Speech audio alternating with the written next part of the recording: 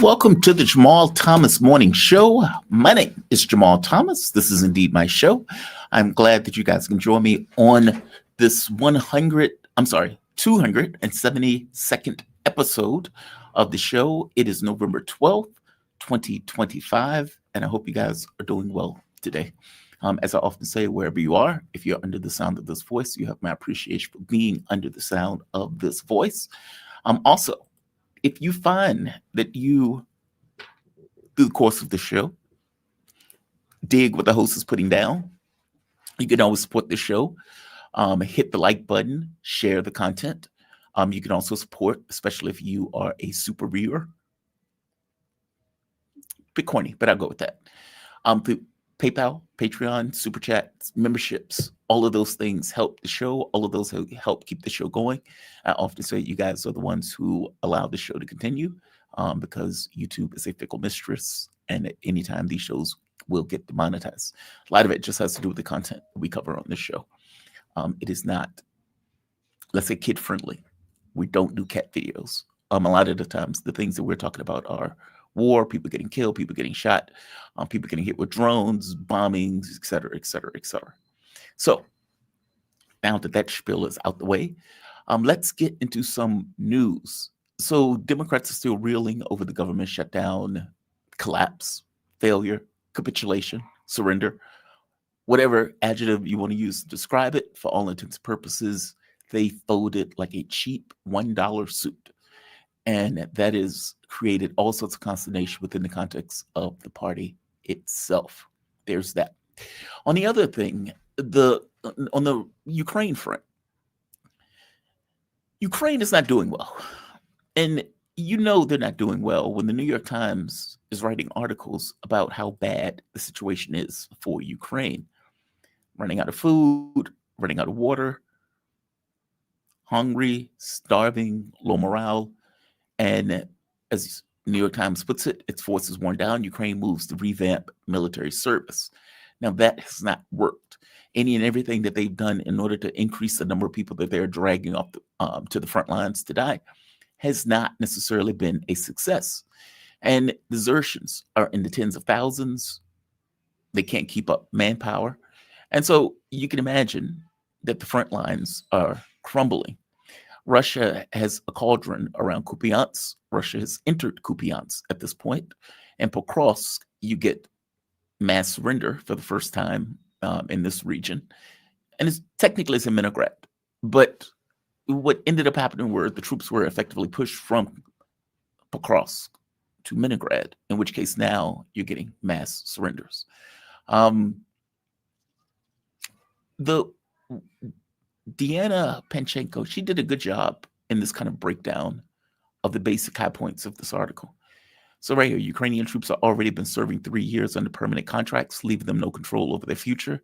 Volunteers are non-existent or almost non-existent, as their permanent contracts are like a one-way ticket to the front lines, which is a one-way ticket to death. And God, I feel bad for these people. Imagine you having the unfortunate distinction of being born in Ukraine. Imagine you're working as a pizza delivery driver. You deliver a pizza. You get a $2 tip. As you walk away, 3 goons grab you, throw you into a van, and you find yourself 2 days later on the front lines under assault. My heart goes out to them. Ukraine is facing nationwide problems of draft evasion. As I pointed out, these are tens, hundreds of thousands. Zelensky is denying rest to exhausted soldiers. Well, you can't give them rest because you don't have replacements for the soldiers, because many of them are dead, many of them have deserted, and nobody is volunteering. So you've stuck in this position of having to keep the soldiers that are already exhausted on the front lines. All initiatives aimed at recruiting people for the war have failed to address Ukraine's troop shortage. In February, the government offered a 1-year contract to men aged 18 to 24 with a salary of $24,400.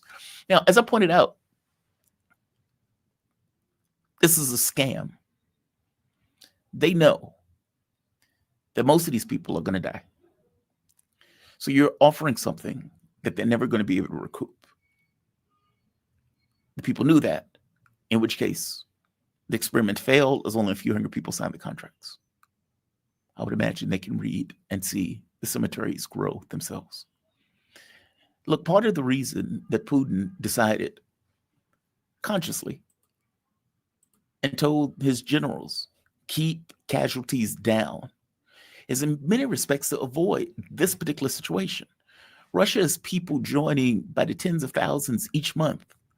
And the reason that they have tens of thousands of soldiers joining each month is because they understand that A, the death toll is low, B, Russia is winning the war and they're making advances.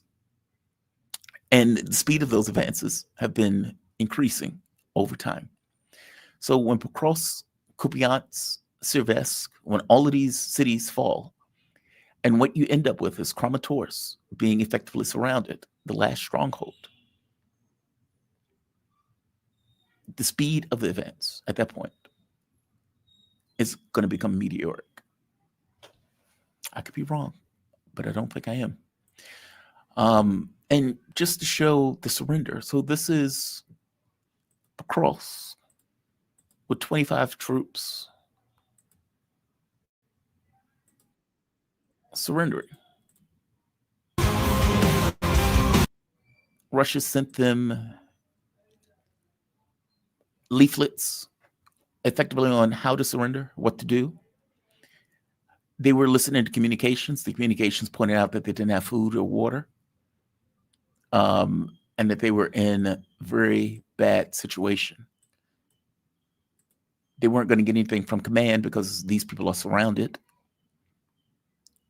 Supplies weren't going to get in because, again, they're surrounded. Now, there have been attempts by the Ukrainian military to break the cauldrons, but those attempts have effectively failed with heavy casualties in each of the attempts. These men called it a day. I would prefer them to call it a day as opposed to them dying.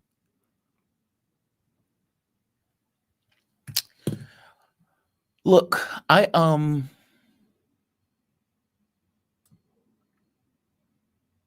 guess this is them giving their stories about what took place and why they surrendered.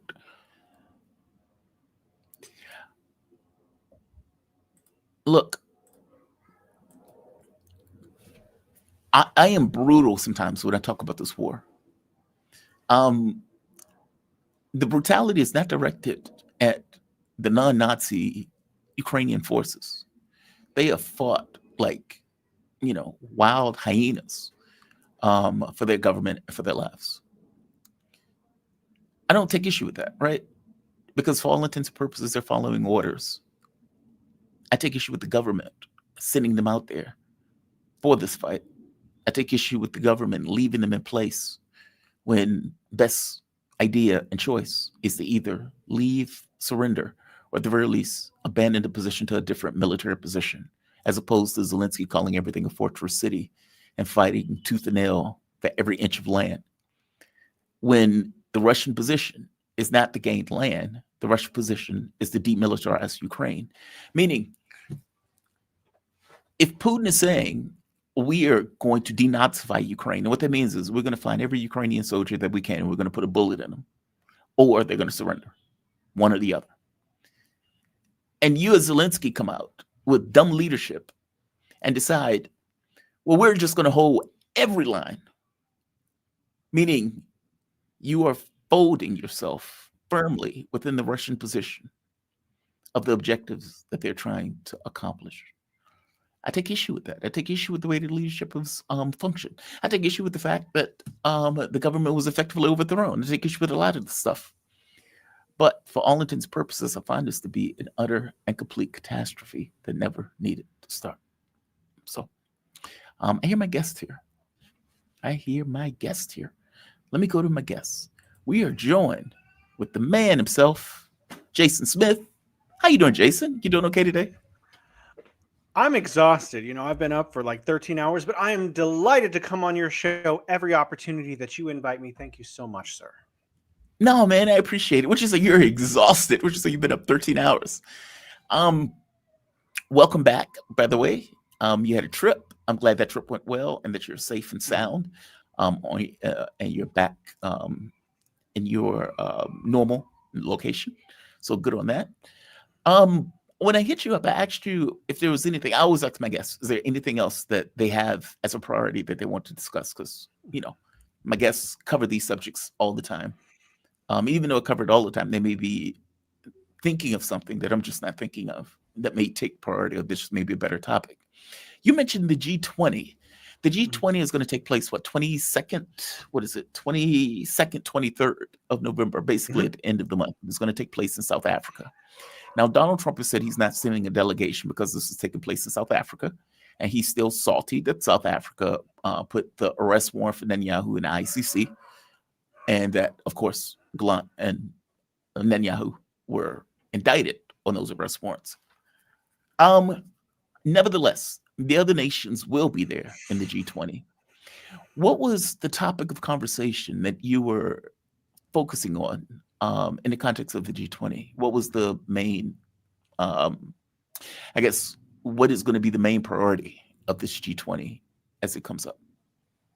Well, I was talking to an economist who works with the African Development Bank recently, Astrid Haas, and she pointed out that there's a bottleneck in the development of Africa, and that is not the loans. There's plenty of loans available, the African Development Bank, the AIIB, and if you want to use World Bank and IMF, all of those loans are actually available. But one of the things that she pointed out was there's a bottleneck in the process by which countries, developing countries, can apply for these loans. So if you go to like a developing country and they want bridges and they want factories, and they have to write very complex prospectus explaining the economic impact of that bridge or of that port or of that, whatever it is that they want to build, a school or hospital. And I think, along with Astrid Haas and others, there needs to be more facilitating of that part of what goes on. So these developing countries that are poor, they don't have the engineers that the West has or that China has. And so I think one of the things the G20 ought to do is to help break this bottleneck open so that more loans can flow into Africa and other developing countries. This sounds anathema to what you hear in the West, where people say, oh my gosh, China's debt trapping Africa or whatever, or, the reverse. Oh, the World Bank is debt trapping Africa. It's actually in the interest of developing countries to get these loans. A lot of the loans that are in my book that you've mentioned before, they're 0% or they're 2%, or, they're called concessional loans. The poorer the country, the more concessional these loans tend to get. And China has $3.7 trillion in Forex and needs to park it somewhere. It doesn't want to buy US treasuries. It wants to park it in developing countries because that's actually in China's interest for a lot of different reasons. And so 2% interest is roughly the same or not quite as good as the treasury, but it encourages diplomacy and it helps create a multipolar world. So, I think that's something the G20 probably will tackle. They're looking at finance. And one of the things that the G20 originally was a financial organization to help developing countries get loans and get aid projects. So I think that this is something the G20 is likely to tackle because this is the first G20 in an African country. And it's also the fourth G20 that has been hosted by a developing country. I think it was Indonesia, India, Brazil, and now it's South Africa. Next year it's the United States, so all bets are off. Interesting. Indonesia, Brazil, South Africa, all of these are BRICS countries. That's right, yeah. Interesting. I thought the G20 was just the collection of the top 20 economies coming together, having a conversation about the world as a whole. I didn't realize it was a trading economic forum of sorts, or at the very least an economic entity where they were talking about investment and those type of things. But I guess they were always talking about something, whether it's defense or finance. So yeah, I guess that does make sense. Okay, that's interesting. See, I always consider the IMF and the World Bank as debt traps, that for all intents and purposes, they go into a country, hey, you need a loan? Here's a loan that you can never pay back. And then they come back a little bit later and says, hey, that's a nice nationalized railway you got. That's a nice nationalized water plant that you got. Sign that over to us. And being from my point of view, these are always traps. Even though the countries desperately need the money in order for whatever they're doing, whether it's construction or whether it's anything else. Your point is, yeah, they need the money, but they also have difficulty in filling out the paperwork, and understanding, or having the engineering and everything else where they can explain what they actually want to do in order to get the loans in the first place. Well, I mean, I agree with you. I actually asked Jeffrey Sachs this in an interview last year because he is someone who is very interested in development. I asked him about the World Bank and IMF, put him on the spot, and he wanted to defend them to some extent. I've actually heard that maybe IMF and World Bank have been reformed a little bit, but my impression, based on following a lot of economists, is no, they're still trying to follow the neoliberal policies of the West, where they're trying to make everything private like the US, and it just doesn't work for developing countries. But there is another angle that we need to take very seriously, and that is the internal sovereignty. We've talked about this before, of these developing countries. If they want a loan from the IMF or World Bank, I guess that's something that, the leaders of these countries oftentimes are highly educated, maybe with the exception of Argentina. So, like, I assume that they know what they're getting into and that they have thought out the loan and that they've negotiated the loan. I got to talk with three gentlemen from Sri Lanka at a sidebar in Beijing a couple years ago. One of them was very against working with World Bank, and two were very for.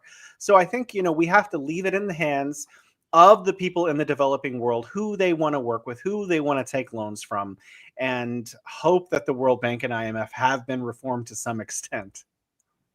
That's fair. No, that's totally fair. It's just, look, I could be wrong in my take on it. It's just what I see. And oftentimes when the headlines and the stories come up, it's this predation that seems to take place in working with them. But you're right. The leaders of these countries, all things being equal, you'd hope know what they're doing. And if they're taking a loan, they're taking a loan for a reason. I guess I get the sense, because of the way economies are structured, it almost feels like they're forced into those loans. I mean, China, as you point out, has been given loans with much better rates. They have money that they want to park. And so they want to park in the developing nations because they want to see those nations, not only for diplomacy reasons, but you also create a multipolar world when those countries can be sovereign, and be stronger in regards to their economic development. Where does China fall into this? I mean, obviously they're going to be at the G20. What is their take? I mean, give me your thoughts on the way that China engages with these countries.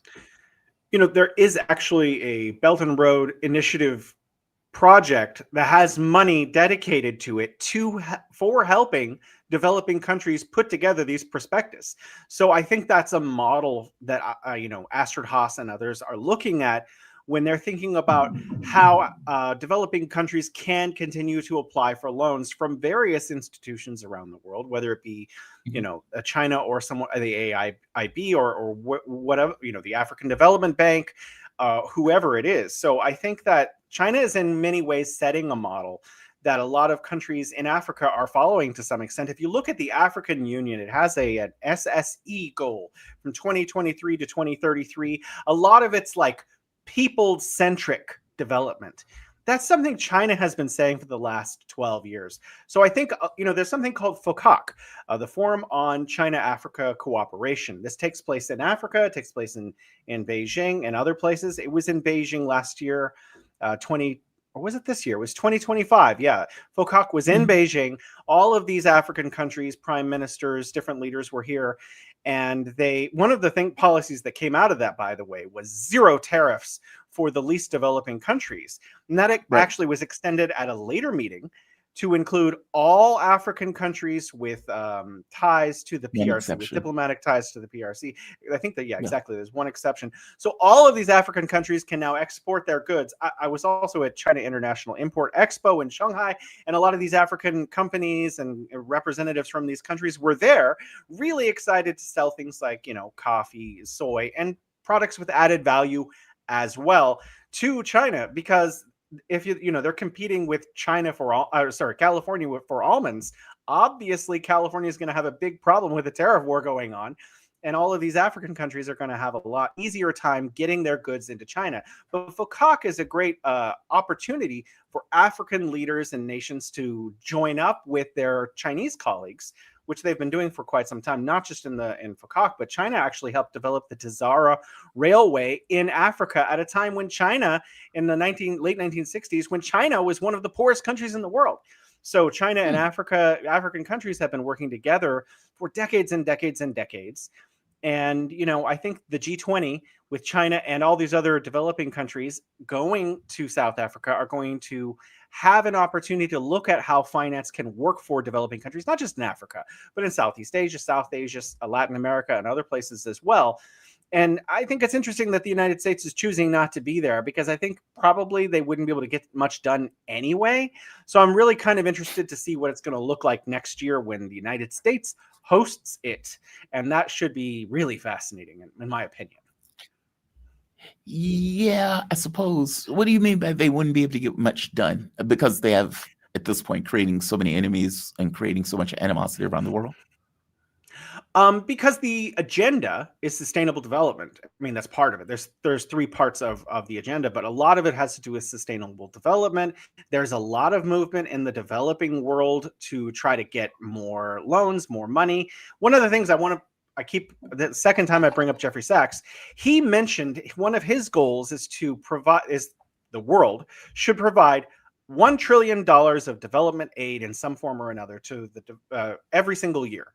And I said, wow, that's a lot of money. How do you expect? And he said, that's, at the time I asked him that in 2023, he said that's slightly less than 1% of the total, real GDP of the world. And, that's what we should be offering to developing countries. People are starving to death, Jason. So I that's a really good point. The AIIB was created with $100 billion, and you have, hundreds of billions of other development money available. Unfortunately, that's not each year. That's just in total. But, that's where we need to start. We need to really work on the developing world. So your question about what would the United States be doing, I don't think the United States wants to be caught in a conversation of who's got money for the developing world. I don't know how many nations would want to have that conversation. I mean, as you point out, I know China does this to win friends and to help and assist the developing world. But most countries, China included, are realist nations. They're not in it to help. They're in it to make a profit. I mean, correct me if I'm wrong on this. Like, the way they look at the world is, how can we take advantage? Not necessarily how can we be of assistance? How do we feed people? I mean, for God's sake, our government has been shut down for the last month.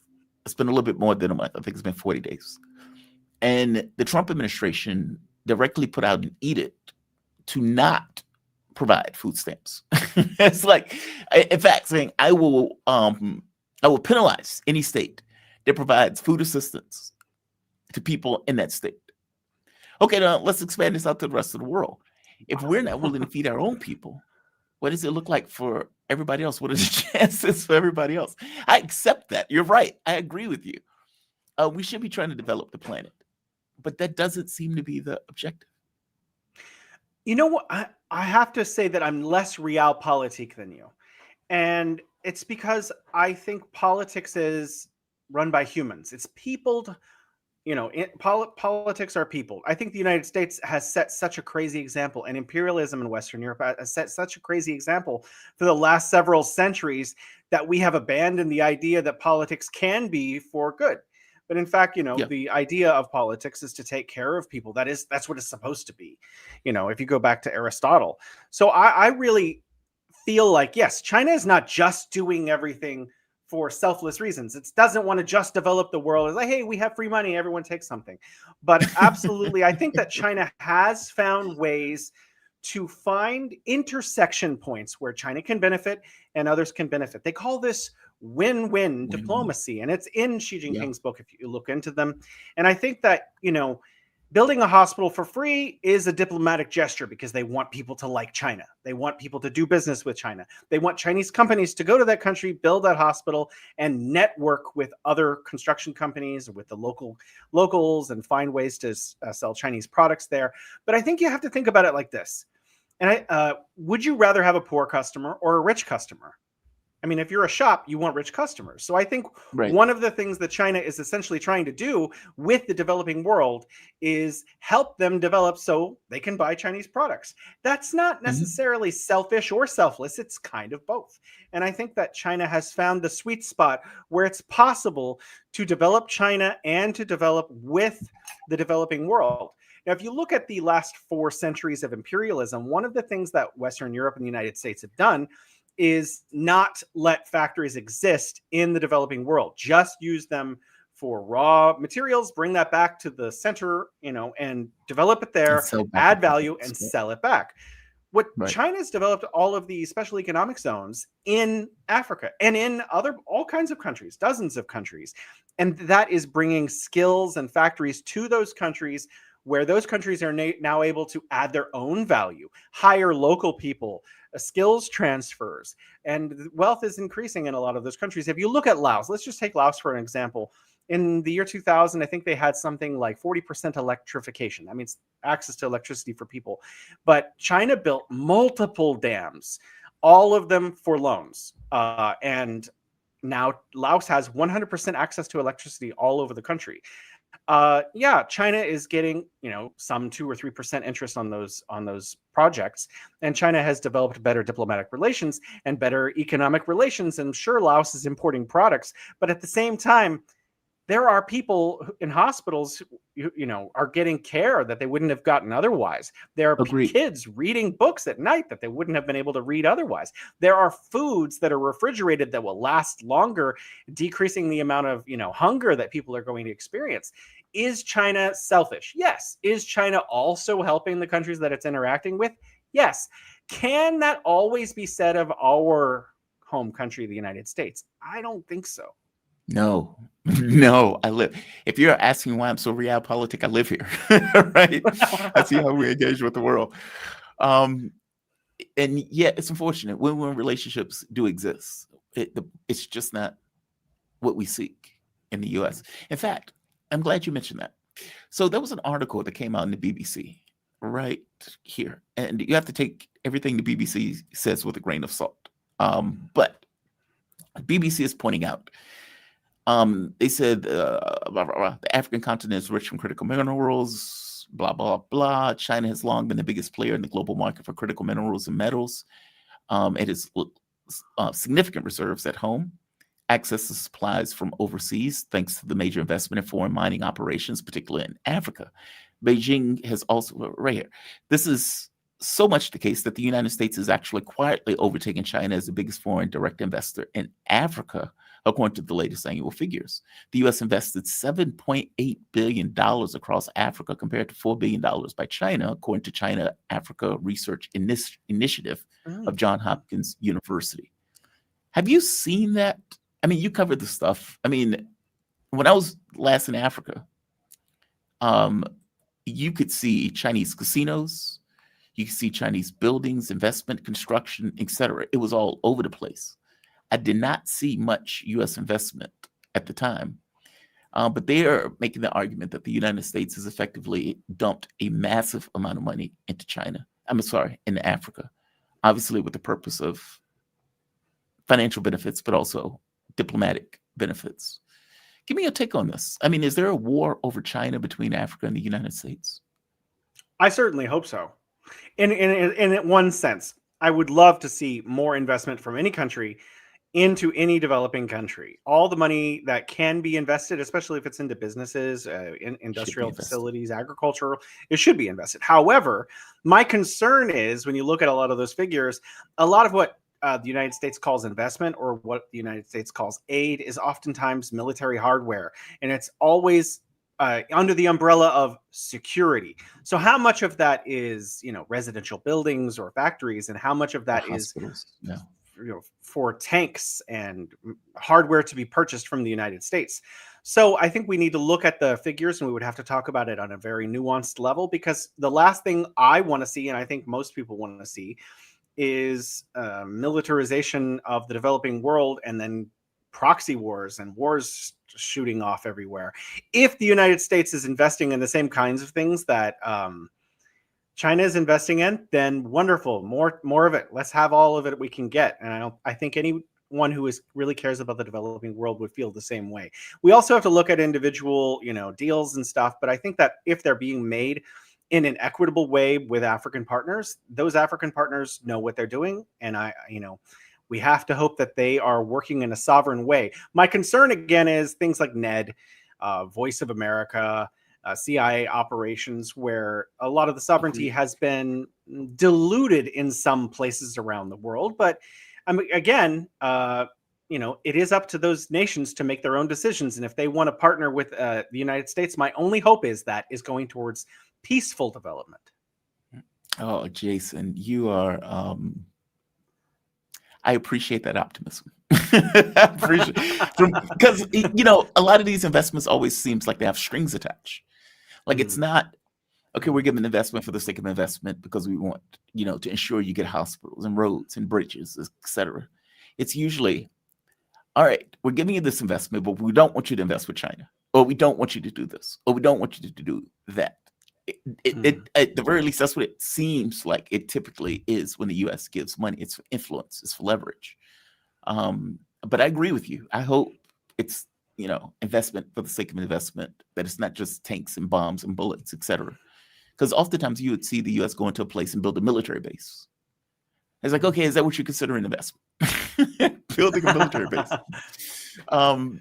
Yeah, no, I agree with you, man. I hope that is the case. And look, if the G20 comes, no, please go for it. No, I was just going to say, feel like you and I are both, different sides of the same coin. Everything you're concerned about, I'm exactly concerned about as well.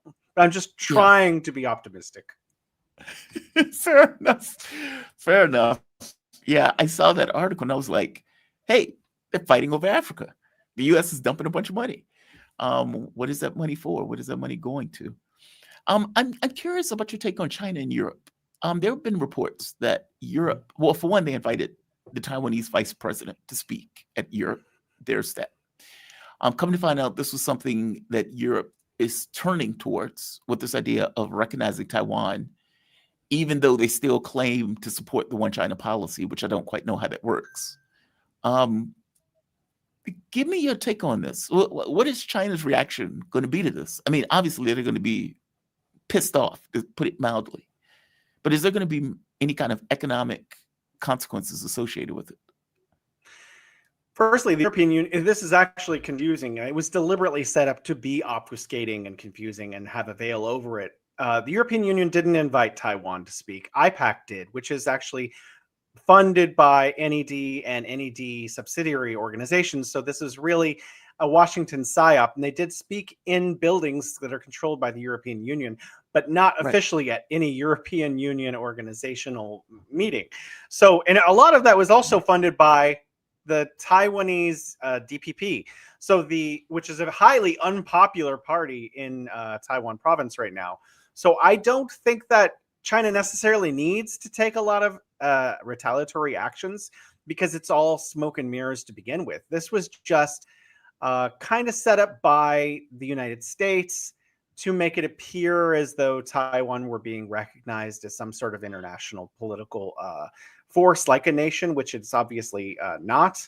And so I don't think there will be a major reaction. I think that there are ongoing talks between Europe and China about a lot of things, like you mentioned a couple of days ago, Nexperia.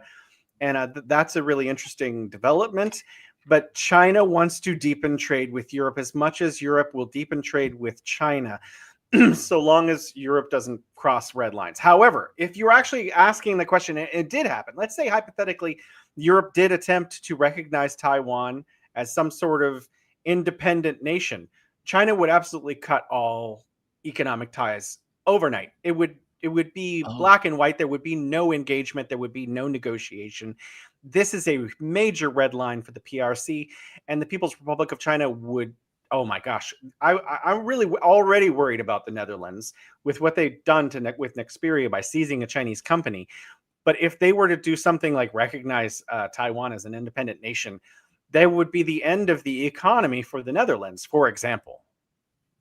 Yeah, one of my other guests says there's a proverb in China: you kill the chicken to scare the goat.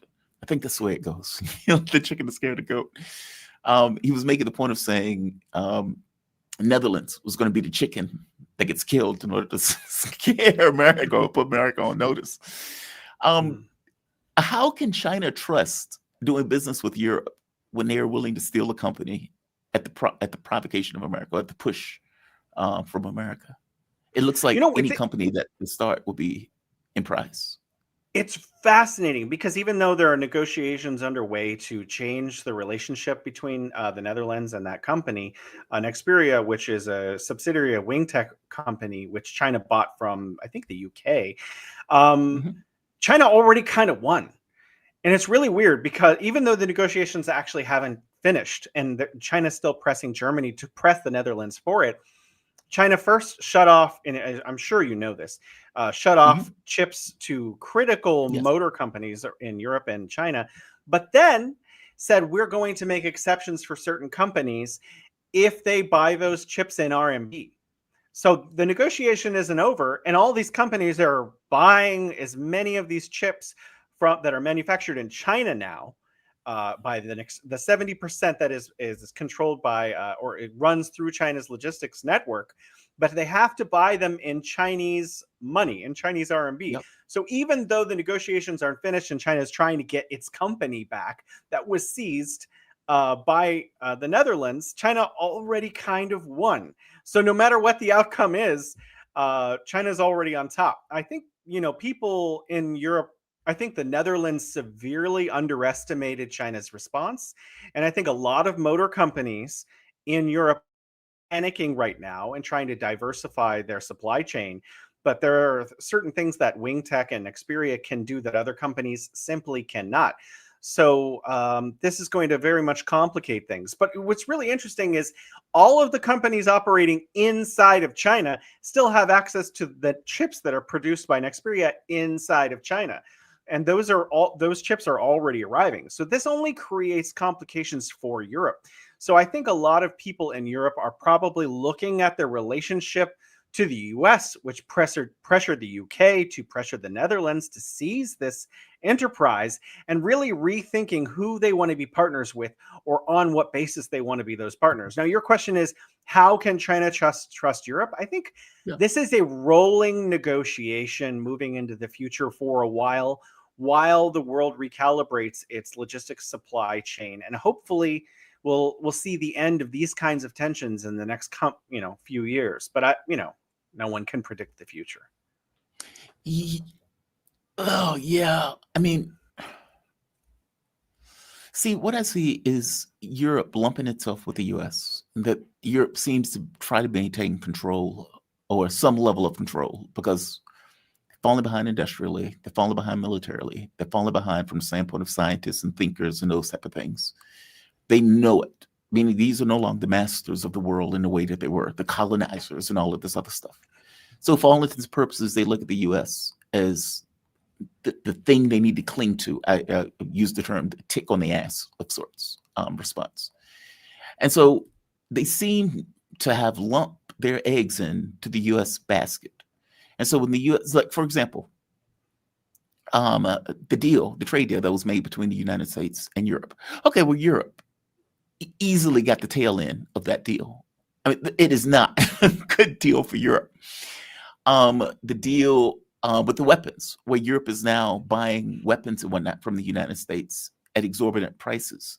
The US came on and bragged that they were putting a 10% markup on the weapon systems that Europe was buying from America just because. Meaning there was no reason behind it other than we can get it out of them, so we're going to get it out of them. The energy that they're getting, where they're paying 5 times more than what they were paying for essentially for Russian oil, or when they're buying Russian oil, they're buying it at markup because they're getting it through third-party dealers. None of these things are like in European interests. All of these things are in US interests. The Nexperia thing was not in European interests. It was in US interests. And so it's like, maybe there's a reorganization around the world with other countries. It doesn't seem like Europe is on that boat. But correct me if I'm wrong. I wonder sometimes how much of that comes from the fact that they're basically colonized. I mean, if you look at Europe, it's covered in US bases. If you look at a lot of countries around the world, they're covered in US bases. How much strategic autonomy can you have when most of your security is provided by the empire, so essentially, yeah, like they have to go along with whatever the United States, and it's not even just because of security. A lot of it's also because of the economics that comes with having those bases there. Because of those having those bases there, they don't have to have as many bases. We all know that militarization costs an enormous amount of money, and also the economic benefits of having those soldiers spending money in Europe. So I mean, there's a lot going on here, but I think that Europe really does. I think it is looking. I think there's increasingly a growing alarm at what the United States is doing, because the policies of this particular administration are causing a lot of other countries to recalibrate their own interests. And maybe things are going to change in ways that we cannot anticipate at this point. I would say the more than any time, diplomacy is a volatile place in the world today. But I think increasingly, like we talked about the developing world, a lot of countries are rethinking and moving towards China in ways that they may not have in the past. I mean, even Chinese EVs are available in most European countries today, and they're extremely popular from what I hear. I mean, even Nepal, for example, a very, a poor developing country, it's like 79% of the new cars they're buying are Chinese EVs. So the world is looking at what China's got, and it wants that. It wants solar energy. It wants energy independence. They want EVs. They want high tech. And I think the next disruption is, and I'm sorry if I'm wrong, might be humanoid robots in the coming years. Interesting. Explain that. I mean, I've seen some fascinating robots coming out of China.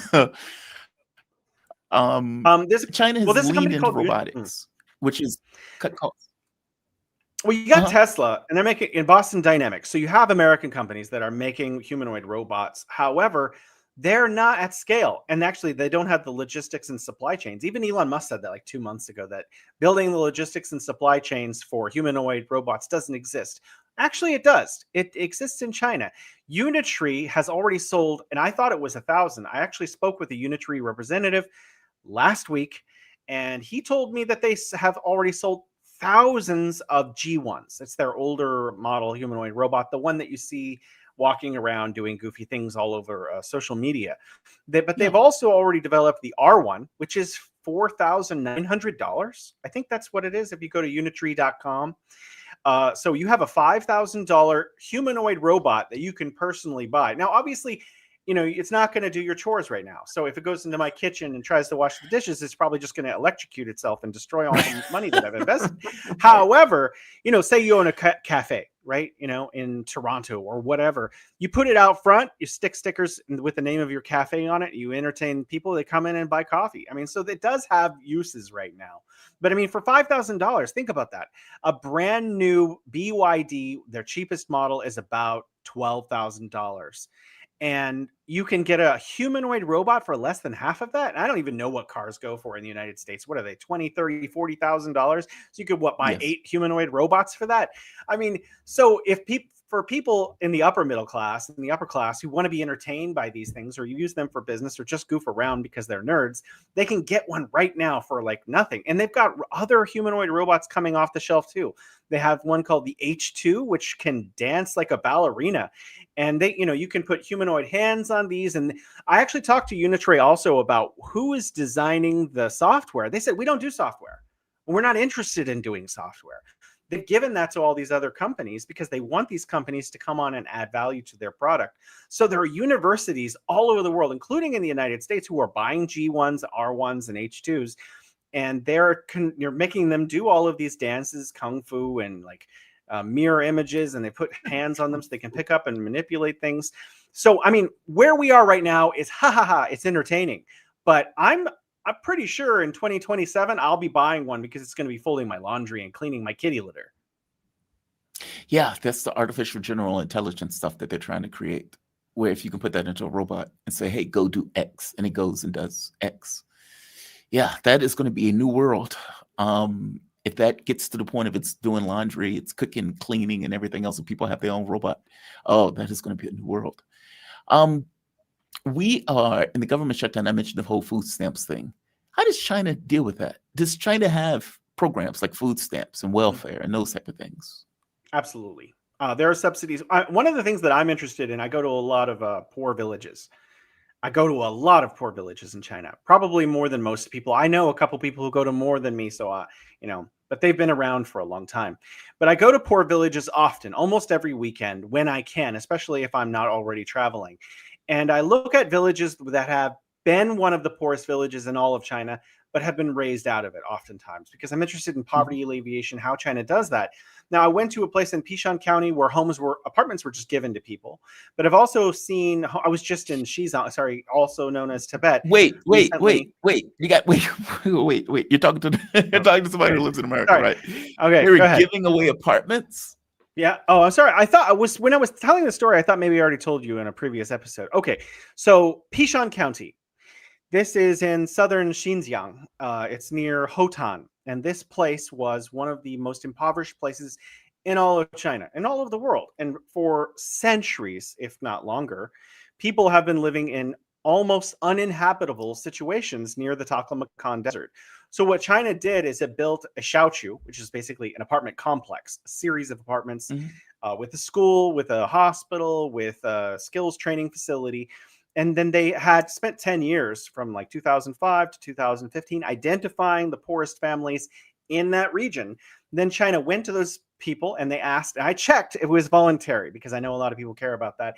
And they were offered the opportunity to move to a free apartment that had running water, electricity, and so forth. So obviously, I think everyone said yes. And they went and they moved into this apartment. I toured this apartment complex in 2023. I went in, I interviewed people, I took pictures.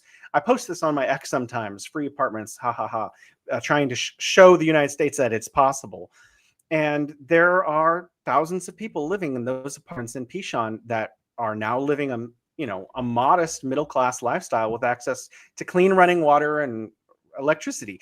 They were also given greenhouses. Every family, which means every apartment unit, was given its own massive greenhouse. I don't know what the actual space is on that, but I went into some of them. And they were either offered the opportunity, you can grow your own food for subsistence, which they wouldn't have been able to in the desert where they were living, basically. Or you can grow food for the market and derive profitability. And we will teach you how to do that through skills transfer. Every one that I went into was growing crops.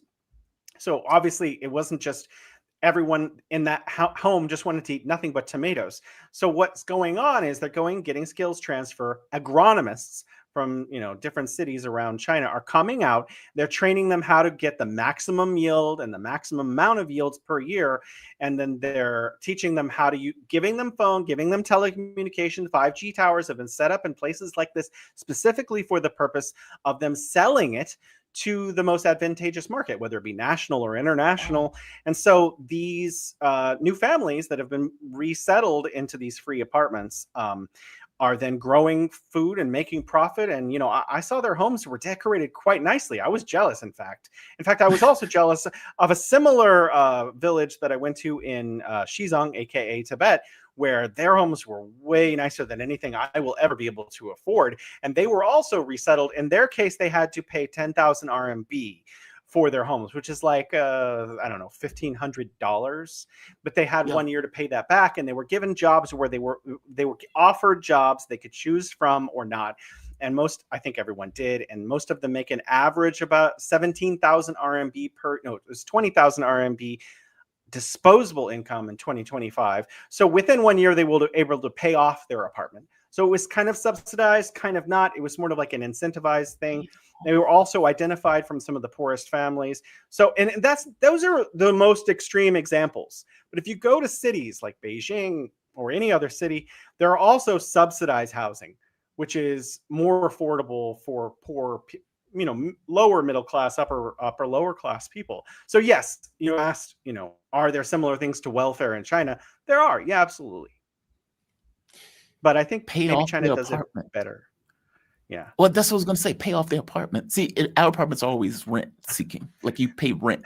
Right. It's not. You can never pay it off. You could be there 20 years and you'll still be paying the same amount of. Well, not just the same amount. You'll be paying more rent because each year the rent goes up. For example, I lived in a townhouse when I was in Silver Springs, Maryland, and I think it was $1,700 a month. I think it was about 17. And the next year they wanted 2,300 for the rent. That's Wow. insane. We're like, yeah, no. we just told flat out no. You're not getting almost like a third of the rent increase. It was just insane. But that's not even the worst of it. Like one of my other guests pays $5,000 a month for rent in New York in a shabby apartment that he lives in. That is not something that, okay, you pay 5,000, you've paid it off. It's next year is 6,000. Next year maybe 7,000. They pay it off. Wow. Okay. Yeah. Well, they're designed to be paid off. Basically, China was trying. These were built at a time. I think these apartments that I'm talking about in Hotan were built earlier. The ones I saw in Xizang, aka Tibet, were built in 2007 to 17, 16. But you know, the point of those were to eliminate extreme poverty. So they started with the absolute poorest people and raised them up into the middle class. From what I could see from some of the other villages nearby, there were less poor people who did not get the same deal, you know, because there were other villages that were not as pristine and amazing, but because they were not below a certain threshold, they just got, you know, a little bit of help as opposed to the immense help these super poor people got. So China basically started at the bottom and then raised them really high. And so there's people are surprised that China eliminated extreme poverty, but China worked really hard. I've been to so many places like this where China has raised people out of poverty that it is shocking. People often tell me, oh, you don't know China, go to the poorest villages. I'm the poor village guy in China. Wow. Just wow. It's that is unheard of in the States. We don't do that. Like they may have welfare, they may have food stamps. I mean, but if you like California has hundreds of thousands of people just living on the streets. And you know, this is in a supposedly lefty city or lefty state. You know, 1% of the U.S. military budget, we could probably solve homelessness in the next year. That's my opinion. I think the United States has got its priorities upside down and backwards. Somebody made the argument that, you know, these liberal governments function very differently than the way China functions. Is it a mandate? Is it an ideological difference? What do you see as a difference in the way that the countries, not in what they do, but why they do it? Why? Well, that's really interesting. I mean, I think that is ideological. China, I mean, a lot of people say China is capitalist now. And I think that's a lot of people who want to defend capitalism, like trying to say, oh, no, don't look over there. Oh, you're looking over there? No, that's capitalism. And so they point out Deng Xiaoping and all this market reform stuff. The truth is, let's just be real. Right now, the way that China's market works, it's called market socialism. So all of the commanding heights of the economy, as we've talked about before, mining, telecommunications, logistics, all this stuff is controlled by the government, and there's an enormous amount of socialism, but also it's ideological.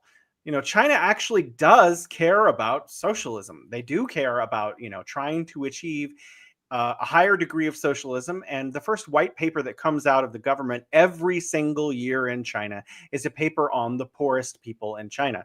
And the mandate of the government is to help poor people. If you look at the United States government and you look at the way that it's framed in modern discourse, you have a huge part of the U.S. political class, and I'm talking about regular people here, not just the government, who think that the government should not exist, or that it should be minimized to the tiniest possible sliver of existence because they don't want to pay taxes or whatever.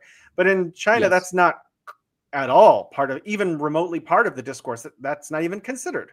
The purpose of the government is to provide for the people. That's in fact why it's called the People's Republic of China, because it belongs to the people. So the purpose of government in China is the people. The people should be, you know, that's the output. It should be providing better lives for the people. And there are many ways that we can see how that works. If you want to complain in China, you can just call 1, 2, 3, 4, 5, and you can actually just complain. My neighbor's tree is too tall, or I don't like this policy, you know, or whatever it is. Now, maybe they don't do anything about it, but what they will do is record what you've said. They will put it in a white paper. It goes into this consultative democratic process. If you want to go and approach the members of the NPC, the National People's Congress, at their offices in your city, you can go into their office and complain. I don't like this policy. Why don't you change this policy? Now, they may not change it again, but what they will do is they will look at what you're saying. They'll have to put it in a white paper. It will go through this consultative process where it's compared to other ideas, and it may or may not end up being adopted by the 2 sessions where the CPPCC and the NPC meet in Beijing. These are the 2 houses of China's parliament. And they will discuss the possibility of changing, what do people want? If someone has an amazing idea and they write a paper about it and they go and approach their local government official, they may be made a member of the CPPCC, and then they may have to fight for their idea in 2 sessions. So I think that people misunderstand what China is, what it does. And yeah, it's nothing like the US liberal conception of the democratic process or government. It's a completely different philosophy about what government's job is. And in China, the job of the government is to provide for the people. In the United States, we're still debating what government should be. And, there's a lot of people who want it to work for the people. And there are a lot of people who say we shouldn't have government. Do you think the trade war is over with? Or do you think this is just a stalemate for the time being? I am optimistic again. I mean, I guess this makes me sound immature. We have so many different conversations where I end up sounding totally non-realpolitik. We did have some degree of a deal. In April, our leaders are supposed to meet again. I am hopeful that let's just talk about Trump for a second, because it comes down to this personality, right? So, I think he wants to leave a legacy. I think he is the kind of person who wants to say, look, I did something. I won something. That's why he's always saying things where he had a win where nothing actually happened. But I mean, it would be great for him, for his own ego, if he could say he actually did something. So I think that, right after he and Xi met, President Xi, both of them said very positive things about the possibility of Sino-US relations. And I have to just be optimistic. I mean, the Chinese government is formally optimistic about it. So I'm also going to be formally optimistic about it. I really think that it is possible for our 2 countries to work together for the benefit of both of our peoples. Is the US government? I don't know. Well, I'm going to be hopeful. I'm curious, what's said in the media there about the trade war, or in the way that they talk about it? Because it comes across to me as very humiliating. The Trump administration seems to have just folded. I would argue they didn't really have a choice.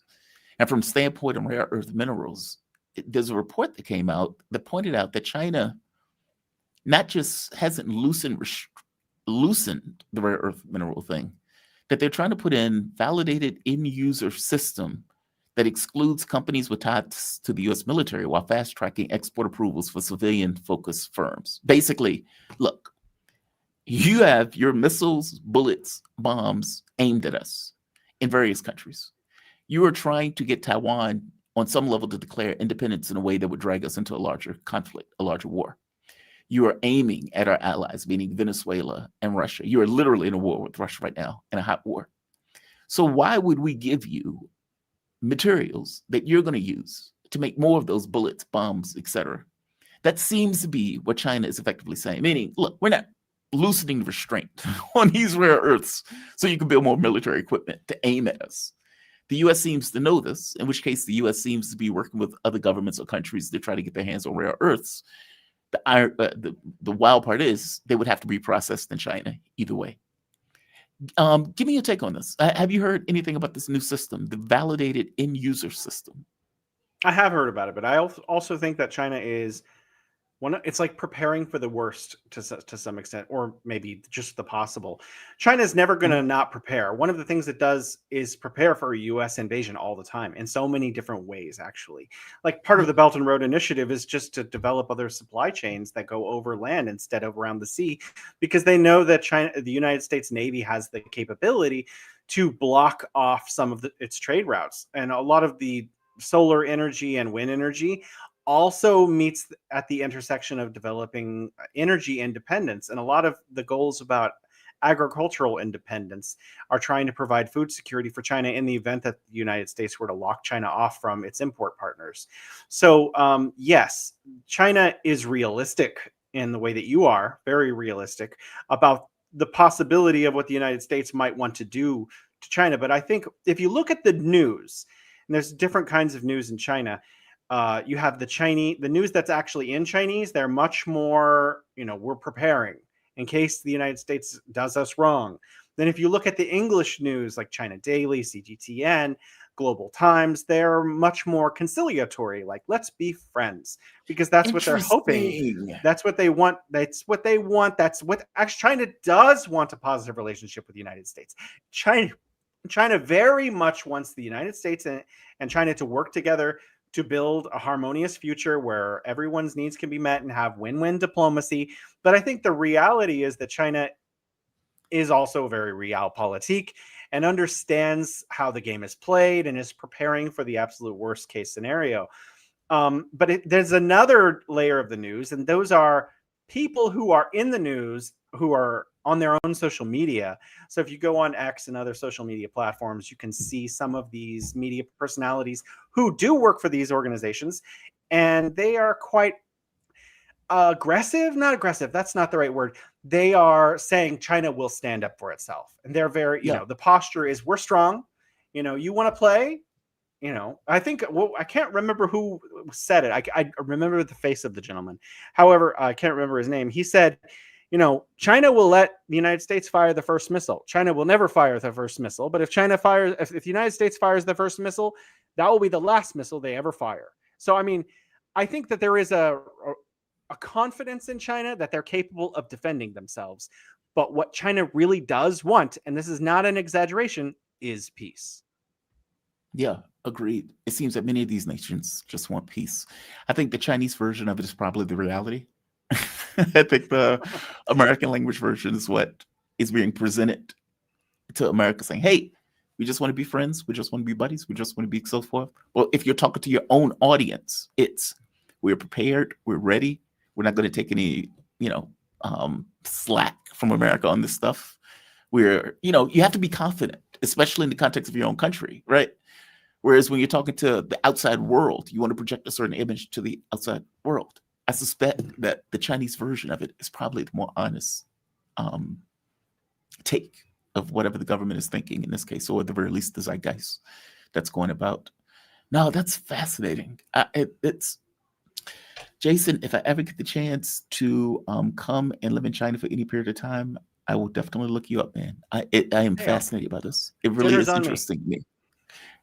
I'm going to hold you to that. I'm going to hold you to that. You be safe, man. And just for the audience to know, Jason Smith.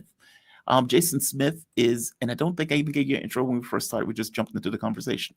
Jason Smith is a journalist, author, radio host, podcaster, media commentator. His latest book is entitled A World Without Poverty, China's Roadmap to a Shared Future. You have a new book coming out also, correct? I'm working on a book. I'm not going to announce it. I have actually three books that I'm working on. One will come out in 2 months, where I've just contributed a chapter, and I'm also working on a book on poverty alleviation inside of China, hopefully published early next year. Excellent. Jason, and by the way, when is your next, you do a podcast also. When is the next podcast, and what is the name of that podcast? So I have it. The Bridge to China is my podcast. You can find us on YouTube, Apple, Spotify, all of the podcasting platforms. Whatever you prefer, we are on there. Excellent. Jason, you have a fantastic rest of your night, man. Thank you for this. Be safe, okay? Thank you, my friend. Thank you. Have a good one. All right. Jason Smith is a fantastic guest. We're going to go from one fantastic guest to another one. Ted Rall, political cartoonist, syndicated columnist, co-host with the great Manila Chan on TMI. Too Much Information comes on at 10 o'clock. He's also John Kiriakou. And I wrote this down, Ted. Don't tell me what the name of that is. I wrote this down, and I'm going to find it in the cat. Okay, go ahead, tell me. I wrote it down, though. It's like, it's like Fantasy Island, deplane. It's deprogrammed. Deprogrammed, right here. Deprogrammed comes on at 9 o'clock, correct? Ted? Yeah, I'm here. Oh, it comes on at 9 o'clock, 9 a.m. Eastern. Yeah, that's right. Okay, good. Is it going to continue to be at 9 a.m. Eastern? Just that's it. That's the time for the foreseeable future. Yeah, 9 a.m. For Deprogram, 10 o'clock for TMI. And on Okay. Thursdays, DMZ at 11 with Scott Stantis. But that's only on Yeah, Thursdays. you have Yeah. another one, DMZ. Okay. Yeah, that's actually my first one. It's 4 years old. It's with this fellow cartoonist, right-wing cartoonist, Scott Stantis. And we basically, it took us 4 years to figure out that we were cartoonists. So maybe we should start discussing and showing cartoons on the show because we're really intelligent.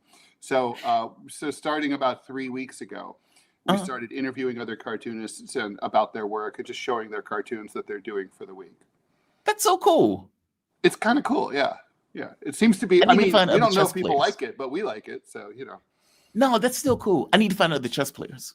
That's what I've been looking for YouTuber chess players. I would love to have a YouTube chess tournament, and maybe this is my own self-aggrandizement where I can just dominate and that's take got to the prize be a money. thing. You know, I was really good at chess. I was nationally ranked when I was in 7th, 8th, and 9th grade. I went to nationals in Philadelphia, but I suck now. I'm so rusty. It's it's a muscle, and now if I play, I just get my ass kicked 6 ways till Sunday.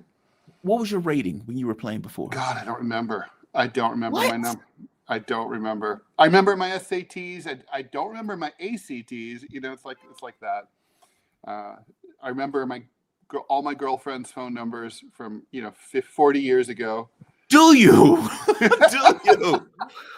Look, man, I'll take Philippa, I can still call you. I can call you. When they are an X, it falls out of my mind. All of it goes into black. Yeah. I'm reading this book, Pandora's Box, where people can shelve their memories. So like they can put their memories and download it and put it somewhere in a box. Oh, that would be very useful. Yeah. It's that for me. It's that. It's like it goes in a box, goes into black. Battle of Hastings, no problem. But yeah, right. Right. Whatever. It's like, what was her name? Oh God, what was that girl's name again? Oh man, I can't even remember her face. It goes into black. I don't want to know anything about the life. I don't want to know anything. And maybe that's my own. This is not why I brought you on the show. Maybe this is my own. What is the word I'm looking for? It's like, I don't know. It's kind of plutonic. Like it's this thing of, I don't want to know about their life. I don't want to know about this stuff. And it's like, are you jealous? No, I'm not jealous at all.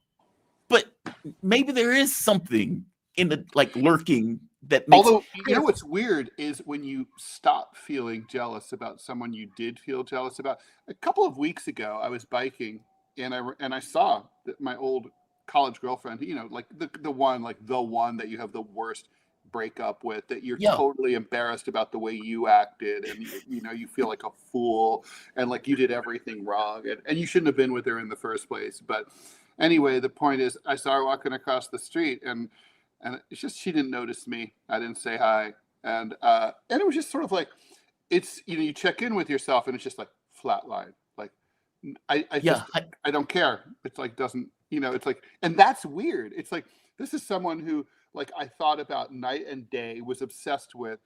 All I could think of was getting naked with her all the time, and now it's literally like trying to start the car with the dead engine, like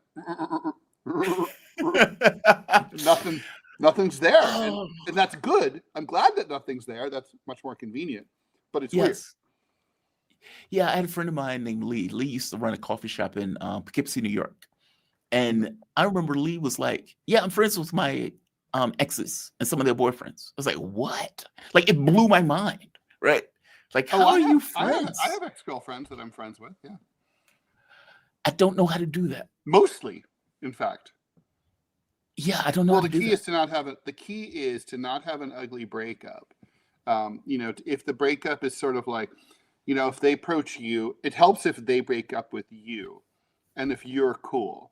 If you're just sort of like, no, I understand. I appreciate the time we had together. Like, listen, it's like, it was great, but like, you met someone else, whatever. I get that. And, it's true. I do get that if that happens. Yeah. And it's like, life goes on, I'm old enough to know, I would be okay. And if you can do that, then like you can be friends, and it's because obviously something brought you together you hung out, you like each other. It's weird to think about, like I don't talk to my ex-wife. That's weird to me. We were married. You know, it's like Paul Kelly has the Australian singer-songwriter has a song called "I Can't Believe We Were Married," and it's like Yeah. it's weird. You know, you did everything together. You had a joint checking account. You were joined at the hip, and then suddenly you're like literally not even talking anymore. You know, you don't even know what they're up to. Yeah. Yeah. I mean, I guess you're right. I mean, I haven't talked to my ex. I don't talk to her at all. My ex-wife. I mean, that's kind of the point of being divorced, is that you don't have to. And and honestly, the only reason I don't is because, you know, she's toxic.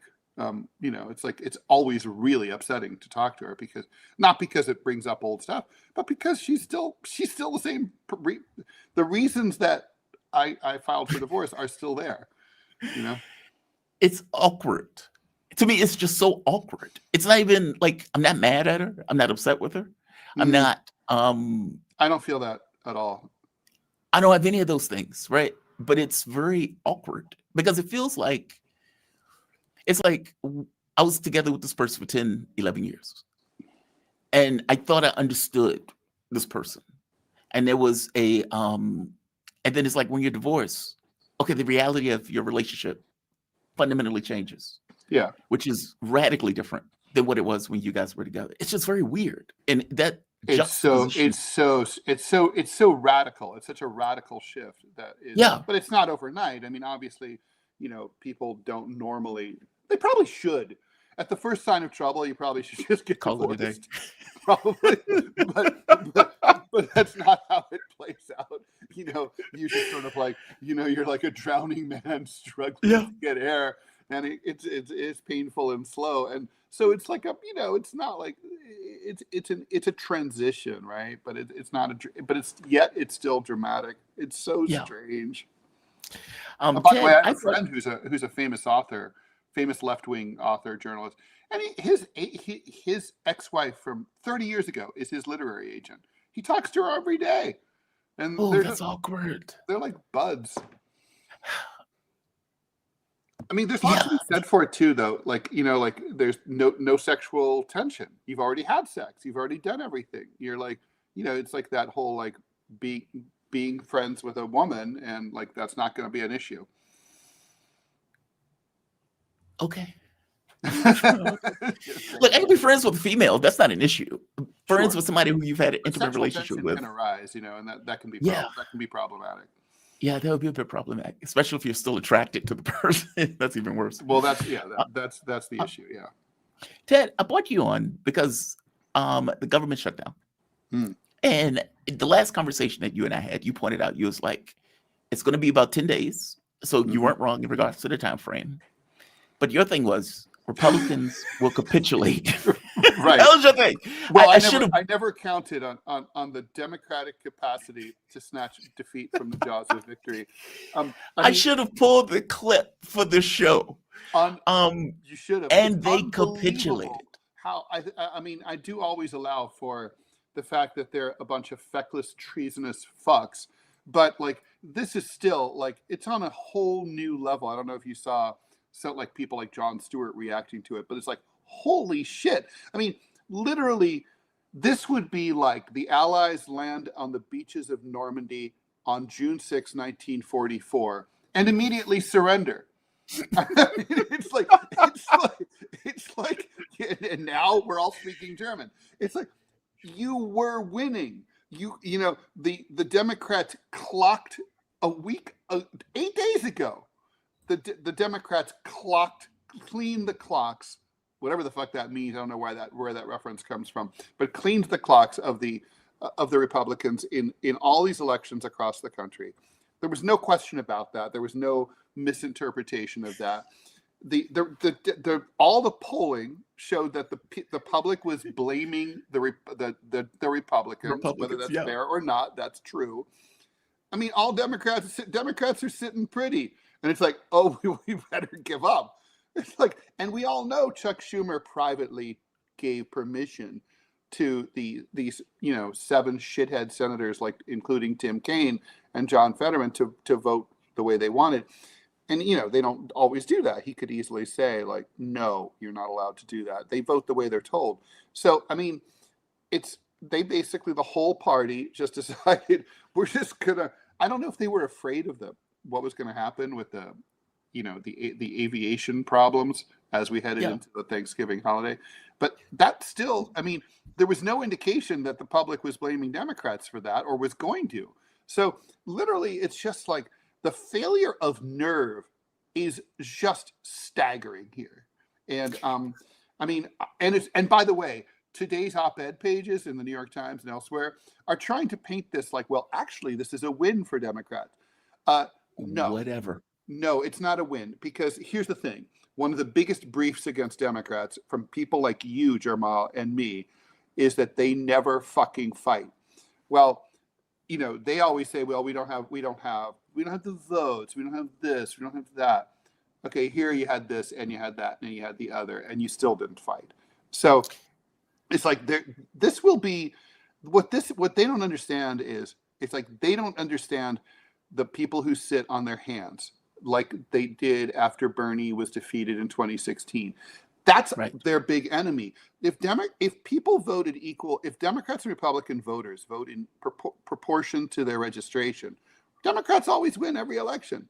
The thing is, Democrats' biggest enemy is turnout and lack of enthusiasm.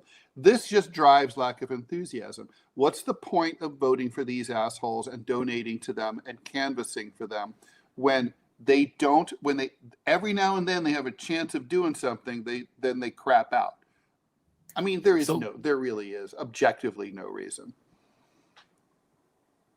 The Trump administration, when he found out that Democrats capitulated, this was their response. The Trump White House, for its part, is cackling, sometimes literally, about the turn of events. Two White House officials and two other Trump advisors could barely contain their giddiness when asked by Zito, I think that's Mediasan's outlet, by the latest instance of Democratic elite capitulation to Trump. Multiple Trump aides and allies kept gratuitously calling them losers and quote unquote pussies as they reveled in the relief from a shutdown that even President Trump was getting Republicans, quote, killed, unquote, politically. Meaning the Trump White House looked at it and says, these guys are losers. These guys are quote unquote pussies. And it was like, we were getting killed. That's not gratuitous. That's just the use of the English language. They were, I mean, like, oh, if space aliens landed and they said, what's a pussy? Be like, let me show you. Here you go. These guys, that guy right there, Tim Kaine, that's a pussy. Yeah, man. That, like, if Trump is even acknowledging, God, man, we're getting killed over this. And Trump is trying which was objectively true. He's trying to kill the filibuster, right? He knows how to read an opinion poll result, right? I mean, yep.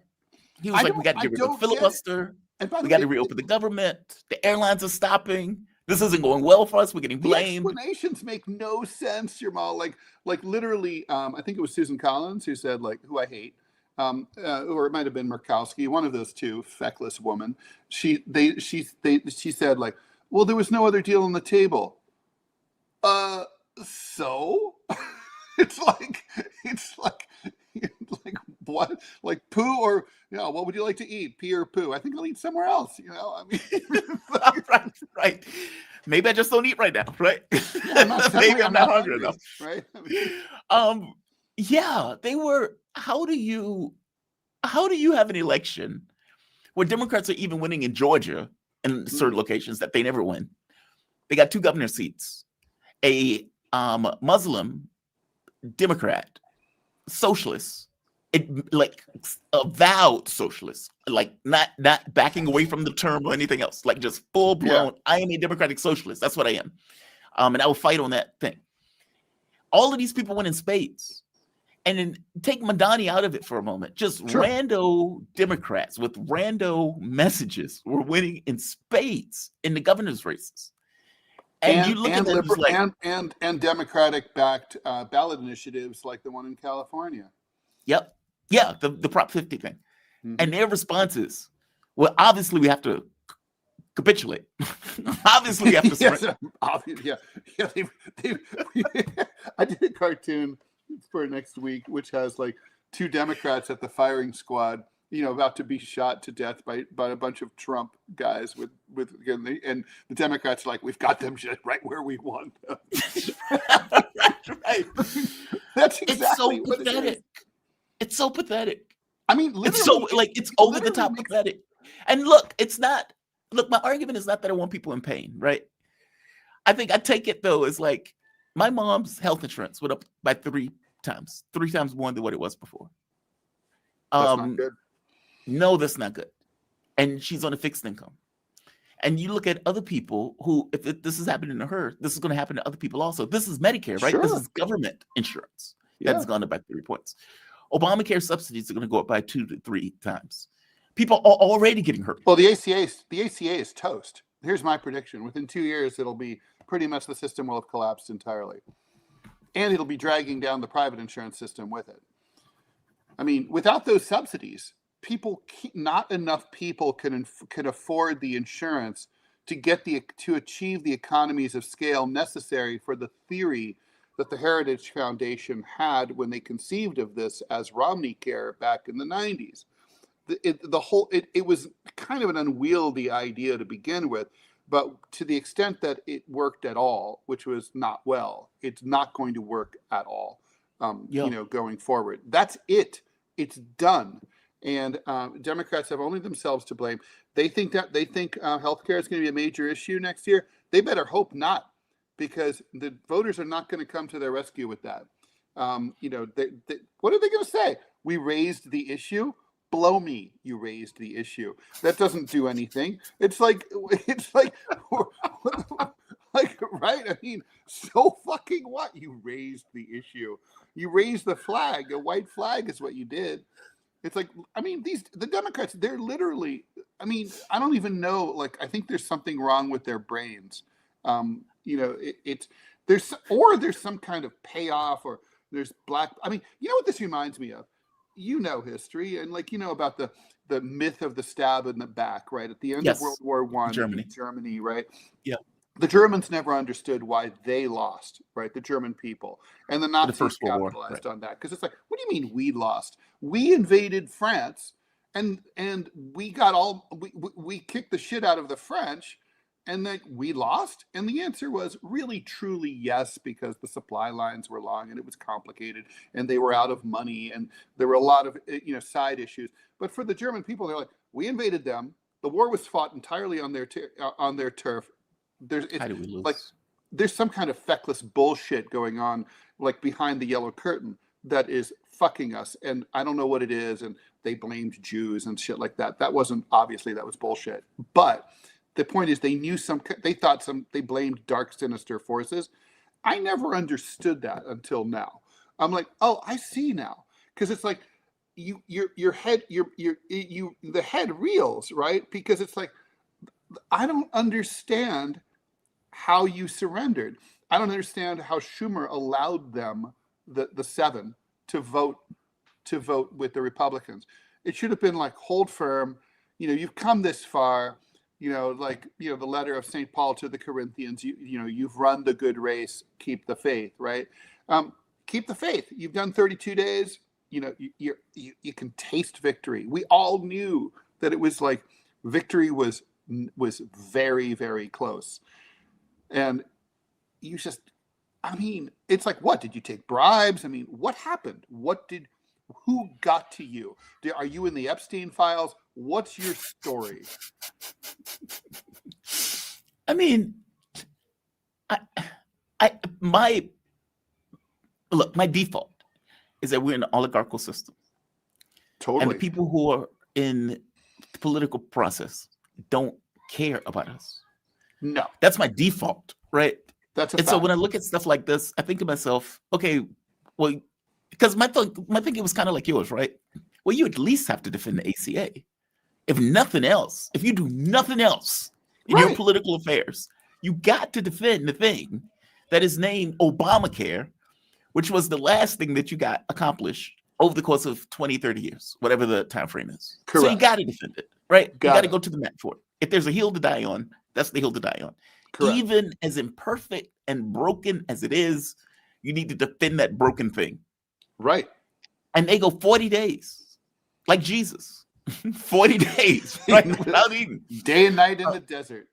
Yeah. And you would think that they would say, Republicans are taking a hit for this. They're taking a political hit. Yeah. We at the very, and you would think that they would say stuff like, they are literally shutting down air traffic and giving food to babies in order to raise your health care. That's what they're doing. Yeah. Like the argument works, but no, they don't.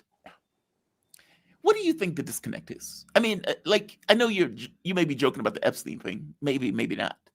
But what do you think the disconnect is? What do you think that is going on that we're just fundamentally missing? When you told me one time that you were trying to get the job at MSNBC, and they effectively said, "All right, you can't criticize Democrats," and you're not like, effectively, not in so many words, not implied, directly. They said it flat out. Flat out. And your thing was, F this. You're out of your mind. Well, I mean, literally, it wasn't even a matter of integrity, Jamal. It was literally a question of, like, I don't know how you do this job. It would, it's sort of like I used to work for a loan department at a bank, and the word went out from corporate, don't make loans for the foreseeable future. Well, I'm like, well, I'm a loan officer. So you're not going to, it's like, oh, I work at Wendy's. Don't serve burgers. Well, I mean, it's going to be hard to do your job, right? So it was like that. I don't know how you do your job as a political commentator on television in a two-party system. If you can't criticize both political parties, it's going to be hard to do your job. I mean, you literally just you're going to look like a complete fucking idiot, which is what those guys do look like. I mean, even really on Fox, they have the occasional, criticism of the GOP. Not frequent, but it happens. You see it. You'll in an hour show, you might see one jibe, but like from the right maybe, but still you'll see it. It's ridiculous. So anyway, you were saying. Well, I guess my point was, what do you think is lurking behind the scenes? And this could be the last question that we are just fundamentally missing. I mean, again, I think we're an oligarchical system. I think these guys are playing off each other, where both sides recognize, well, they will always come back. That for all intents and purposes, however bad one side is, meaning Democrats don't get anything done, Republicans get stuff done, which means you're always moving to the right. Always. But you may be always moving to the right because you have it's that ratchet thing. Yeah. Yeah. It's like if one side doesn't do anything, meaning there's no balance in the way that the system works. One is ineffectual in a radical sense, and the other one doesn't get anything done. And so you ultimately get people running back to the ineffectual people. People realize they're ineffectual and then they run back to Republicans. And you get this seesaw effect. And you can see it sloshing back and forth in the way that it goes to Republicans and it goes to Democrats, it goes to Republicans, it goes to Democrats. Democrats held the House for like 50 years at one point. Yeah, they did. What the hell happened? And maybe the question is not what the hell happened. What do you think is going on behind the scenes that we are just fundamentally missing? Because everybody who looks at this can see Republicans are taking a hit on this. Something's up, right? Yeah.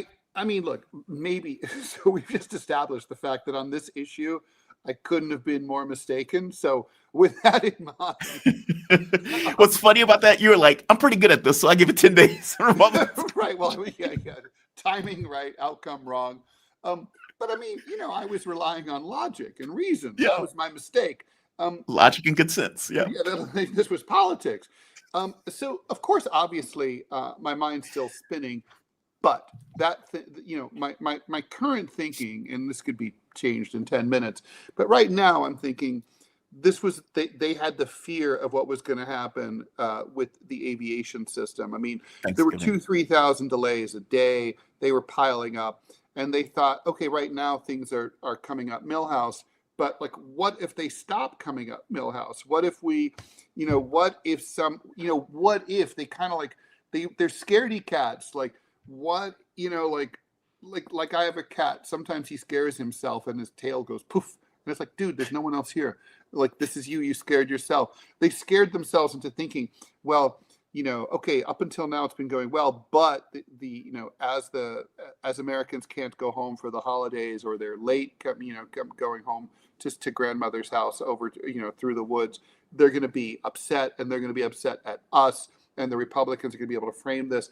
That's all I can think. I don't like that theory because it's so fucking stupid. Yes. That it's hard to imagine that grown ass men, mostly men, could come up with such a dumb conclusion, but it's the one I'm working with. What do you think?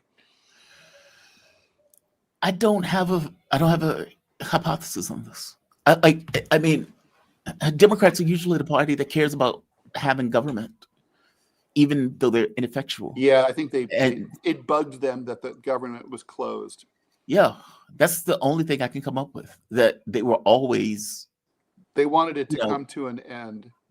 Yeah, they were always skittish about the fact that the government was closed, and so as Republicans were like, "Whatever, man." This reminds me of a personal story, right? So, like, when my parents got divorced, in the divorce agreement between my parents, my father agreed to pay full freight to whatever college I could get into, right? So I got into some Ivy League schools, which were obviously the most expensive schools, including Harvard. So I went to. So the thing is, my dad's like, "No, I'm not paying for that. You can go to state school." So I had a choice: either go to court or suck it up and not get the money that to which I was legally entitled. My mom and I, we crapped out. We were like, it's 2 weeks until beginning of school. Looking back, what you should have done is be like, okay, I can, call the bluff of the bully, go to court. It's maybe take a year deferred admission, but then you win, right? Yeah. You win. And like, that's the thing, like the Trumpies, they understand that. Democrats don't get that. Like, like the thing is, no risk, no glory. You could get burned. It could hurt you. That's how that goes. But you've got to do it because, you got to take a chance. And, it's like, sure, they could have gotten burned. But what the fuck do they have to lose anyway? Democrats don't control anything. They don't control any of the three branches of government. They're completely out of power. Their media outlets are impotent. Might as well go for the gusto. They were already committed, like you said, 40 days and 40 nights. I mean, just stick with it, play it out, see what happens. Maybe you lose. Yeah. So what? Agreed. I agreed. And they really needed to be perceived as fighting. I mean, my mom, who died 5 years ago, I still get her mail, and she was a big donor to the Democratic Party, and I still get these stupid letters from the DNC that say, donate blah blah blah blah, donate $500 so we can fight. And I always chortle, so we can fight. When do you guys ever fight? And and here we go. Well, they were thinking about sort of considering maybe fighting, but they didn't fight because they don't fight. Fighting's not their thing. Ted Rall, political cartoonist, syndicated columnist, co-host with the Great Manila Channel on TMI that comes on at 10 o'clock. Deprogrammed comes on at 9 a.m. Eastern. And there is the other show, DMZ. On TMZ on DMZ Thursday. at DMZ Thursday at 11 a.m. Eastern. Ted, you're a busy man. My man, thank you for this. So are you. Talk to you soon, Jamal. Have a good one. Be safe. Take care. You too. All right. We are going to go from one damn good guest to another one. I see him in the background. We are joined with Arnaud Develay. Welcome back, man. How you doing? You doing okay? Hey, Jamal, I'm doing fine. How are you? I am doing well. Better that you are joining me. And Arnaud, he's an author, political analyst, international lawyer specializing in international criminal law. His book, Foreign Entanglements, Biden, Ukraine, and the Fracturing of America's Political Consensus, and award winner. Congratulations. You received a Human Rights Award. Good for you. Yeah, very cool, man. That's very cool. And that's kind of one of the topics that we were going to hit today. You sent me a terrifying article, or at the very least a disturbing article, and it had to do with the Ukrainian kids. If people, I don't know, people on this channel will remember, the ICC put an arrest warrant out for Putin. Now, this is outrageous. The arrest warrant was effectively, you're stealing Ukrainian kids. Now, these were kids that were on the battlefield and I remember getting to an argument with a guy one day. It's like, so what do? Leave them on the battlefield? He's like, no, I don't want you to do that. Okay, so then what are you asking to take place here, right? They're acting as if Putin was stealing kids. When the list was given to Ukraine about, okay, give us the list of the kids that you say that are missing. Instead of it being 50,000 or whatever number in the tens of thousands that they came up with, it was 1 million. We even heard Zelensky said oh, 1 they were even million. going for a million. That Putin stole a million kids. Okay, it came out to be like a few hundreds, if I remember correctly. 339. Yes, exactly. Mhm. Right. All right. So there was no theft of kids and all of this other nonsense that they were effectively putting out. But your point, or the point of the article, was making that many of these kids that Ukraine get are being human trafficked, and that even if they were parents, grandparents, or relatives of the family members, the process that they would have to go through disallows the family from getting those kids from NGOs and other organizations. That this is effectively a certain degree of human trafficking. Break this down for me. What happens to those kids when those kids are returned back to Ukraine? Well, that's the point. Are they going to be returned back to Ukraine? That's the premise of the whole thing. Yeah. As you say, so let's somewhat set the stage for our listeners. As you mentioned, in 2023, the ICC issued a couple of international arrest warrants against Vladimir Putin and the ombudswoman for the rights of children. Her name is Madame Belova, and under the premise that they were, by virtue of the position they hold, putatively responsible for the, some would say the kidnapping, some would say the deportation of Ukrainian children. So to be sure, back in 2022, there were localities that were initially under the control of the Russian armed forces. And some of the kids, with the agreement of the parents back then, were relocated to Crimea in summer camps, where they have remained ever since. But some of those localities then reverted to Ukrainian control. And so upon this happening, what happened is they received visit from the SBU, who thought that it would be useful for war propaganda to put the pressure on them and have them sign affidavit bearing on the fact that they had never provided their approval for their kids being taken to a safe place. And that was the genesis, basically, that led to those warrants being issued. But when we look at the particular of this thematic in Ukraine, we could discuss, of course, child trafficking as happening in many areas of the world. But for purpose of our conversation, let's focus on Ukraine. It looks like this sole international arrest warrant trope has been nothing more than a misdirection plot in order to conceal what is actually really going on. And what is going on is that those that we accuse, or the accusers, so to speak, are somewhat, let's actually say it, directly involved themselves in the trafficking, the smuggling out of the country of kids under color of law, using a whole web of NGOs and foundations whose job, while officially, and we're going to focus on one of those foundations, is to gather evidence of war crimes, is actually working to exfiltrate children that are deemed legally to be orphans to foreign guardianships, in a way that once they get exfiltrated, the paperwork is copacetic, and notwithstanding the parents or relatives' efforts to say, "Hey, my kid was not an orphan. Here I am. Here are the proof. Photos, birth certificate, certificate of living together. Any document." That's not sufficient. They're gone.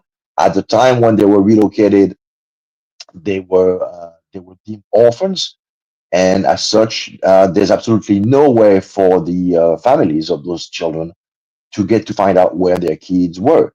And the foundations, that tangled web of foundations, I will focus on two of them specifically, or actually three of them. One of them based in Warsaw, that has obtained the status of, you might have heard about this coalition of the ICC. It's kind of a loosely brought together constellation of NGOs and other foundations who are somewhat providing services to the ICC. And this foundation in Warsaw, which happens to be headed by someone by the name of Eva Ofmanska. She's the founder. She's part of an American bar association, if I believe. It turns out that she's the wife of former president of the ICC, Peter Ofmansky. So basically, this creates a conflict of interest because the ICC cannot, and this is important here, since the foundation was, the scope of the foundation, the mandate of the foundation. The foundation is called the Sunflower Project, and they were supposed to collect evidence of war crimes in anticipation of a communication transmitted to the ICC bearing on the illegal invasion, i.e., the aggression of Ukraine by Russia. But technically, even on its face, without getting into what they were essentially doing in fine, there's a conflict of interest because the ICC cannot delegate and or subcontract the gathering and or collecting of evidence to third parties, especially third parties headed by someone who's married to a former president of the ICC itself, you see. So this is where it gets particularly tricky. So let's have a few facts about the Sunflower Project Foundation. It was founded, not surprisingly, early in the conflict in February 2022. As I mentioned, it became included in the global network of NGOs, i.e. the coalition of the ICC, on October 2023, thanks to its interaction with many international partners, including law enforcement agencies, Western intelligence agencies, and two particular entities which we should focus on here. One of them is called the Center for International Humanitarian Law and Transitional Justice. It is led by a Ukrainian lawyer by the name of Oksana Senatorova. The other entity is called Caritas Ukraine Foundation, and it's headed by American/Ukrainian citizen Tatiana Stavnish. Now, those two people are essentially involved in drafting documents, providing legal cover so as to make the exfiltrations of those children completely legal, in other words. Senatorova is involved with the ICRC, International Committee on the Red Cross Ukraine, as an expert, so she has direct access to cases involving kids in a war zone. And the other one, Stavnich, she oversees technically the evacuation of Ukrainian children to the EU. And both of them interact with someone called Irina Vereshchuk, which is associated to the Ukrainian government and Western intelligence agencies. Now, this article that you mentioned also reveals that upon their relocation abroad, the kids' fate depend entirely upon the foundation and the NGOs that ensure their travel, meaning that, from A to Z, the whole process is under the control of the foundation and their partners. Those legal representatives, including parents and relatives, lose contact with the kids, often forever. Parents are then told that they must provide evidence of relationships or guardianship, short of which the kids are considered legally as orphans and assigned new foreign guardians, which negates any possibility of return. It's important to underline that. So these practices de facto fall within the definition of deportation, which is defined as movement of a population outside their home country, which itself is a war crime under Geneva Convention number 4. A formal, and this is where it gets interesting, a formal appeal process exists, which implicates the ICC itself, but it's basically a non sequitur, since the ICC is directly involved with those NGOs to whom it subcontracts the collecting of evidence, technically. So the ICC would, owing to the conflict of interest, would be compromised in providing succor to those people who form appeals. So usually all those appeals are rejected. Let's see where we stand.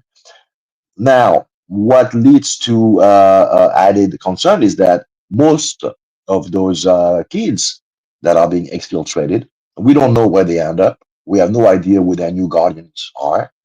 What we do know is that very often elements of forced labors and prostitution, black transplantology, meaning organ trafficking, and experimentation. And that's also quite interesting when we recall the thematic bearing on the biolabs also in Ukraine.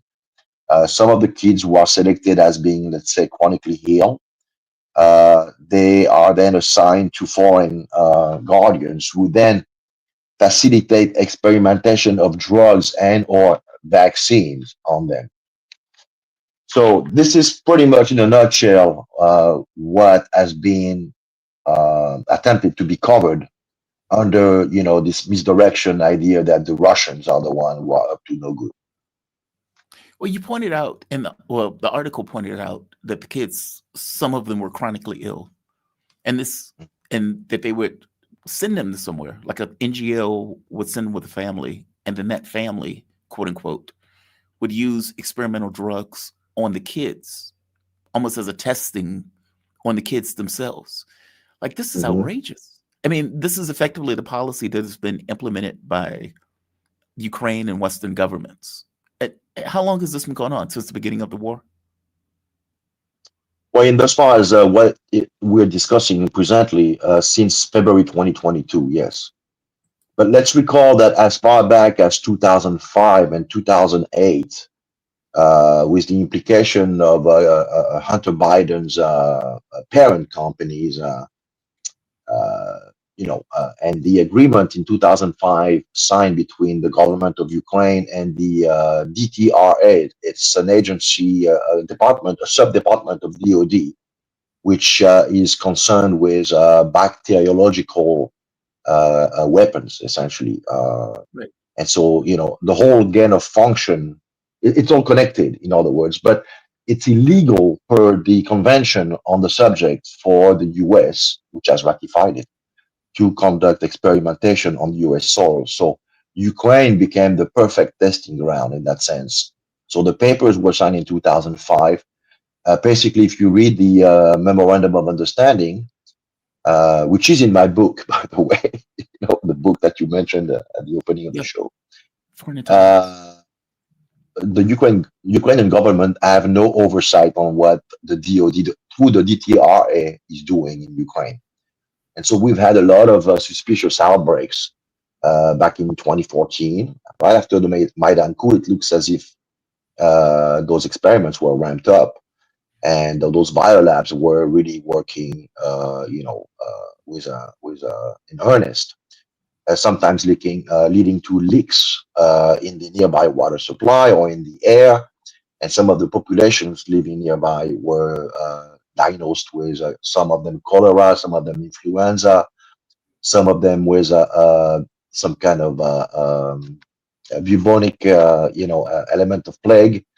Yeah. And every time everything, the only outlets which reported on it were Eastern Ukraine at the time outlets, which did not operate with direct financing from the West. So this has been going on since 2014, pretty much, and every time it was somewhat muffled, and nothing happens here. Look the other way or circulate. So it's all connected, and it just shows that Ukraine has been, of course, first and foremost, weaponized as a geostrategic subject against the Russian Federation, but above and beyond that, owing to big pharma needing, and its interaction with DoD and the gain of function industry, the mRNA vaccines, and what was his name? I forgot the company's name. Metabiota. Yeah, Metabiota was heavily involved in this, and it was all operating under the umbrella of Bill Gates Foundation, the wellness, the Bill and Melinda Gates Foundation, and the the wellness whatever foundation program. It's a lot of foundation within foundation with a consortium structure and with a lot of layers, which basically makes it difficult for people to Yeah, because understand, who makes the decisions. the article was talking about a series of NGOs. Like there were a litany of Western NGOs that were involved in all of this and taking the kids Yeah, and everything else. right. But the two ones that I mentioned are really at the on point on this particular operation. The other NGOs and organizations, international organizations, are mostly like law enforcement from Poland, the Bar Association of Ukrainian Lawyers, the likes. But they're not really involved in the day-to-day administrating of the process of the program. And of course, if we start looking deeper, we start finding individuals who are all associated with MI6 and the likes. So it's a largely covered, covered operation, I should say. Do we know how many kids have been involved in this so far? At this point, we do not have specific numbers. No, I mean, to be sure, it's not a million, but it's Right, but it's in the definitely more than thousands. 300 and definitely more Yeah. than 339. Yes, for sure. And so Has this is really this. Yeah, go ahead. No, please. No, just to say that this is obviously one of those explosive situation in waiting, because as the entire territory gets steadily liberated and people start talking, the government, quote unquote, the puppet government starts dissolving. I mean, it's really happening really fast now, not only militarily on the ground with the near completion of the takeover of Pokrovsk, this major hub there, but also, as we found out yesterday, now the knives are out for Zelensky and his band of merry men. Zelensky's wallet essentially fled the country 3 days ago. Yes. He was probably warned by someone within the administration that in the wake of Nabu's 1,500 hours collecting evidence through phone tapping and the likes, arrests were imminent. And it's all bearing and involving upward to 20% of the cabinet, I think. It deals with embezzlement of revenues from the nuclear sector, essentially. So they're out to get him now. They're paving the way for Zelensky, my mistake. In earnest, they're trying to basically. I think it was Wilkerson, former Powell chief of staff Wilkerson, who somewhat alluded to the fact that the wars were closing in on Zelensky and his immediate circle. So we're about to find out more and more. And to be sure, everything will be blamed on him, and they'll try to retool, the Ukraine project by, blaming the departing clique around Zelensky, with the idea that the new guy is copacetic, clean. Is that how you interpret this with the Naboo thing? Because the Naboo is It the is. United States Yes, I know is it's one of the it organizations. completely. It was, yeah. But now they're using Nabu to, instead of going after Ukrainian dissidents, who for many of them ended up going to Russia, Nabu was actually covering for all those operations that were conducted from the U.S. Embassy. And they were, basically weaponizing the justice system against dissidents. People like Konstantin Kulik, or the guy who's in detention right now, Alexander, or something, I forgot his name. Yeah. And intimidating others, people like Shokin, for instance, who, we haven't heard much of, but because he knows better, he knows that he starts opening his mouth, about what he knows. And other people like Andrei Dalkash, who managed to flee the country. Kulik has also managed to flee the country. He was former assistant to the prosecutor general, and he picked up on a lot of files that were very damning, in as far as the Burisma and as far as all the Templeton, money flow. the likes. I mean, there's so many of it. Ukraine is like a horror show. It's a gallery of horror as far as what has been going on there the last, let's say, some would say 2014 in Mhm. earnest. But I would say going back most likely 2004 was the so-called Orange Revolution, and we could say generally, prospering, benefiting of a political culture climate that exists from the inset, going back to 1991. So this has only gotten worse over the decade, and now we're just basically in a situation where it's just such uh, a mangled web of dark practices and shady traffics and where everybody, from the some would say the American political class on both sides, but I would venture out to say that some European political figures have also profited from this as well. And this helps in turn to explain why they are in denial about the military situation, because they cannot conceive all what they've been doing and engaged into in earnest the last 15 years coming to light. This would basically be the end of their career at the very least. Putin is still trying to get a deal. You hear, what is his name? Lavrov continuously, I think Mark used the term whining, about the Alaska framework that they effectively had some level of agreement upon that Donald Trump effectively blew off and backed away from it. If Russia could get that deal, would they leave the current government in play, whether it was Zelensky or whether it was Zelensky? I mean, wouldn't change of government be a precondition to any kind of deal that's made?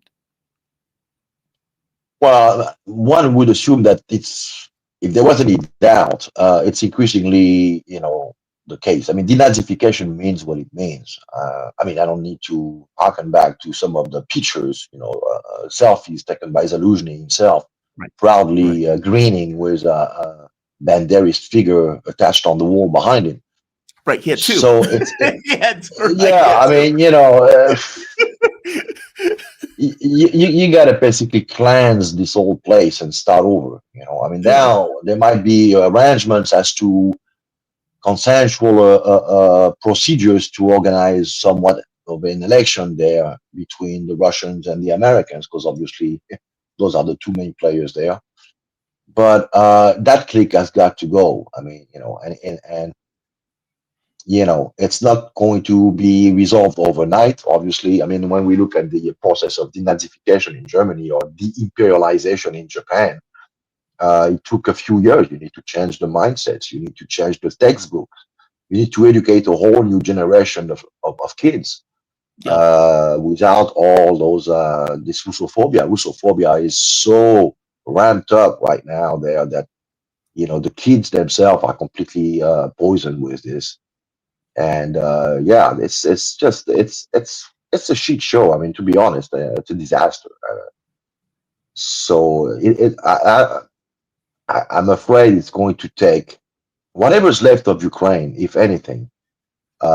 It's going to be everybody's headache, not only in Europe, because it's a big ass place, right? So it's going to leave a void, and if it's not minded by adult in the room, it might remain a source of major destabilization at the scale of the continent. So,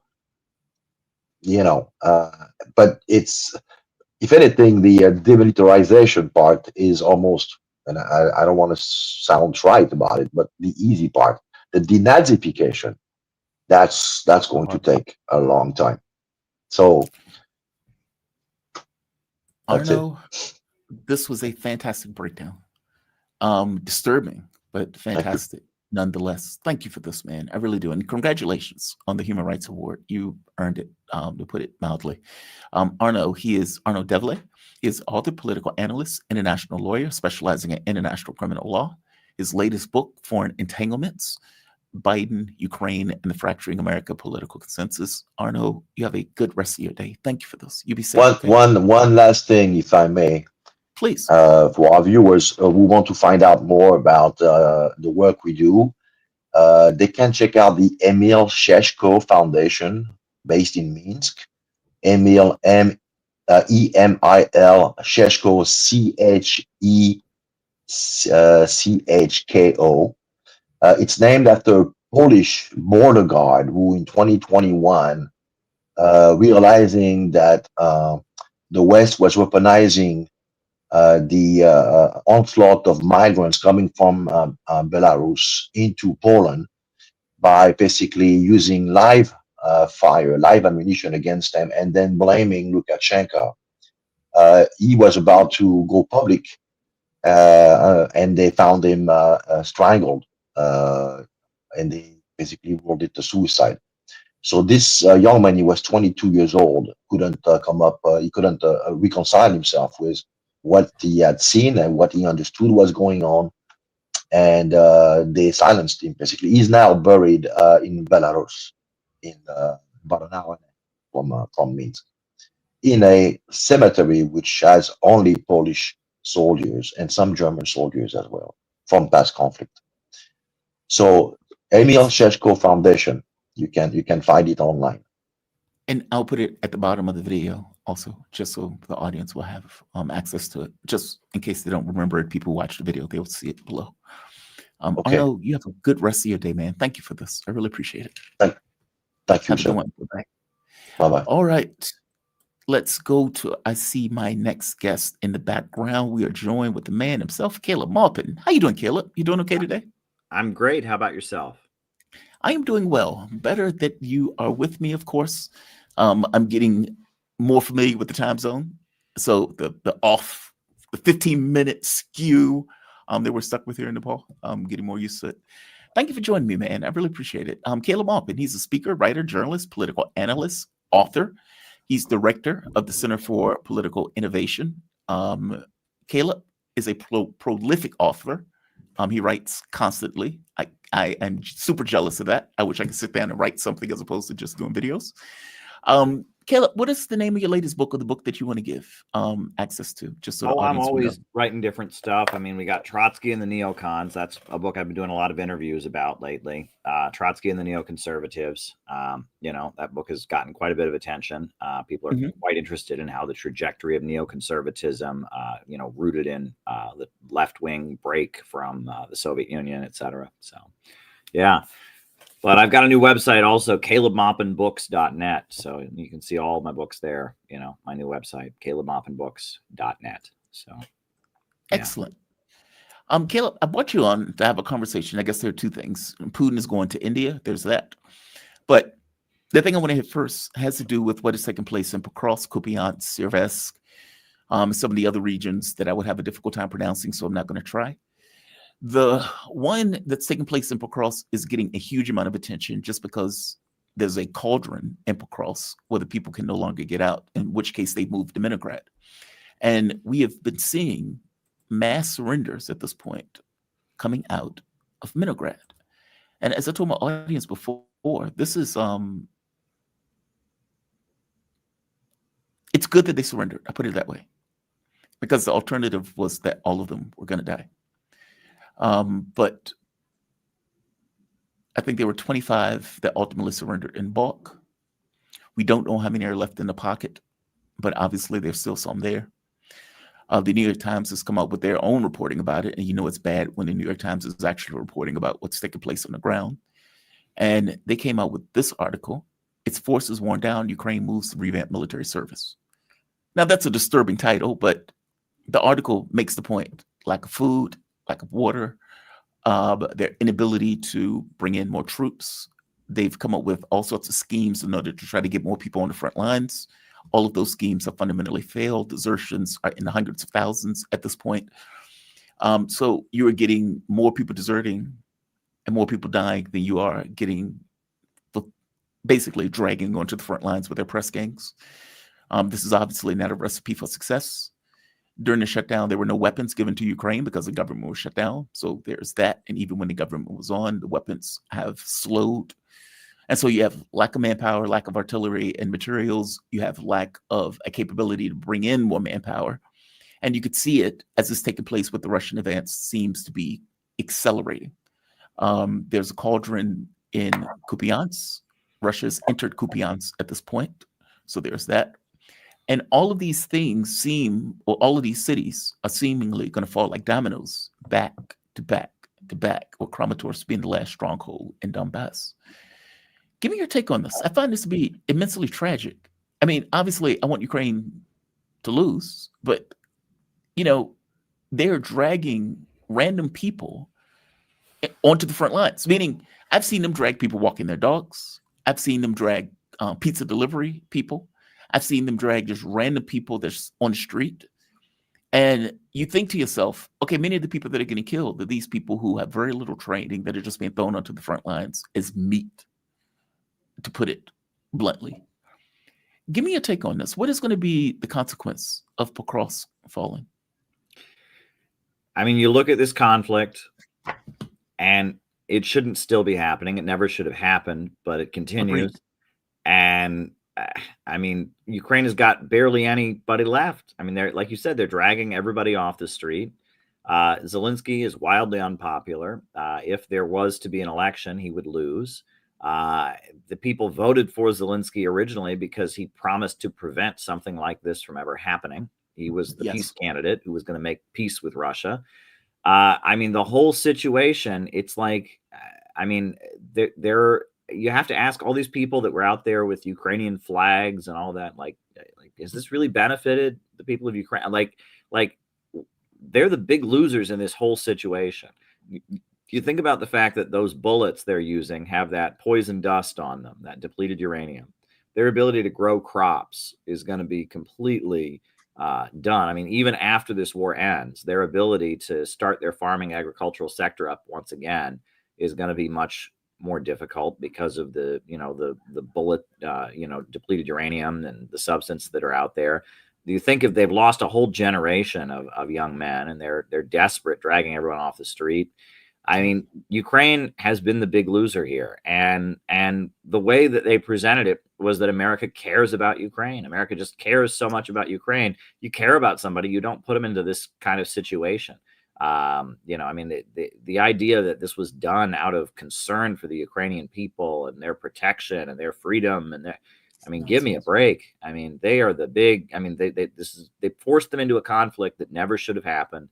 And they've lost everything. I mean, the religious persecution, that's a story that we're not hearing, of course. But, the fact that the Ukrainian Orthodox Church has been pretty much outlawed and they've gone after, the religion, the people there have been practicing for so long just because some bishop and clergy are not on board with a full-on conflict with Russia. And I mean, Ukraine is not a democracy. They've outlawed pretty much every opposition party at this point. The elections haven't happened because Zelensky would lose.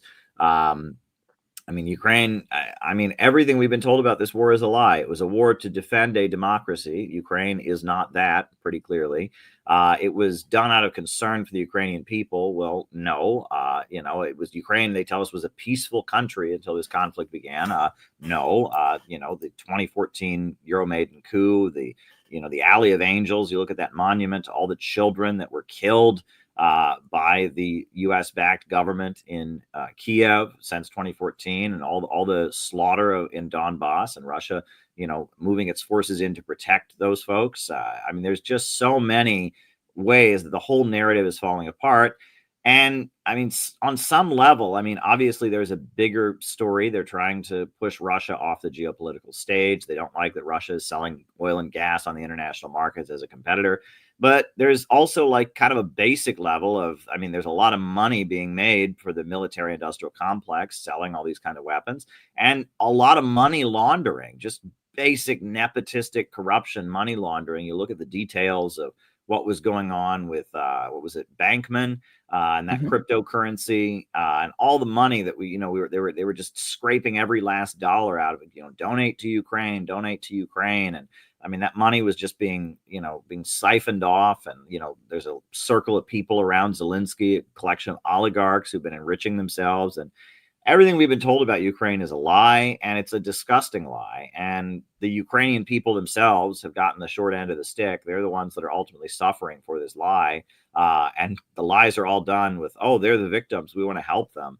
oh, you look at this. Can this just end already? Like, what is preventing this war from just coming to an end? I mean, it should be over already. The people of Ukraine want it over. Russia would be happy to negotiate an end that would be reasonable. I mean, the whole world wants this to end. People voted for Trump in the United States because he said he was going to end this. Just end this conflict already. Just end this ugly mess that never should have happened. That is completely unnecessary. So much loss of life. Yeah, that's my reaction. I wish I could be more upbeat about it, but you just look at it. This is such a waste and just such a scam and such a ripoff and such an example of humanity at its worst. Yeah, it's a catastrophe, to put it mildly. What is the leverage to end the war, though? That's the part that I don't see.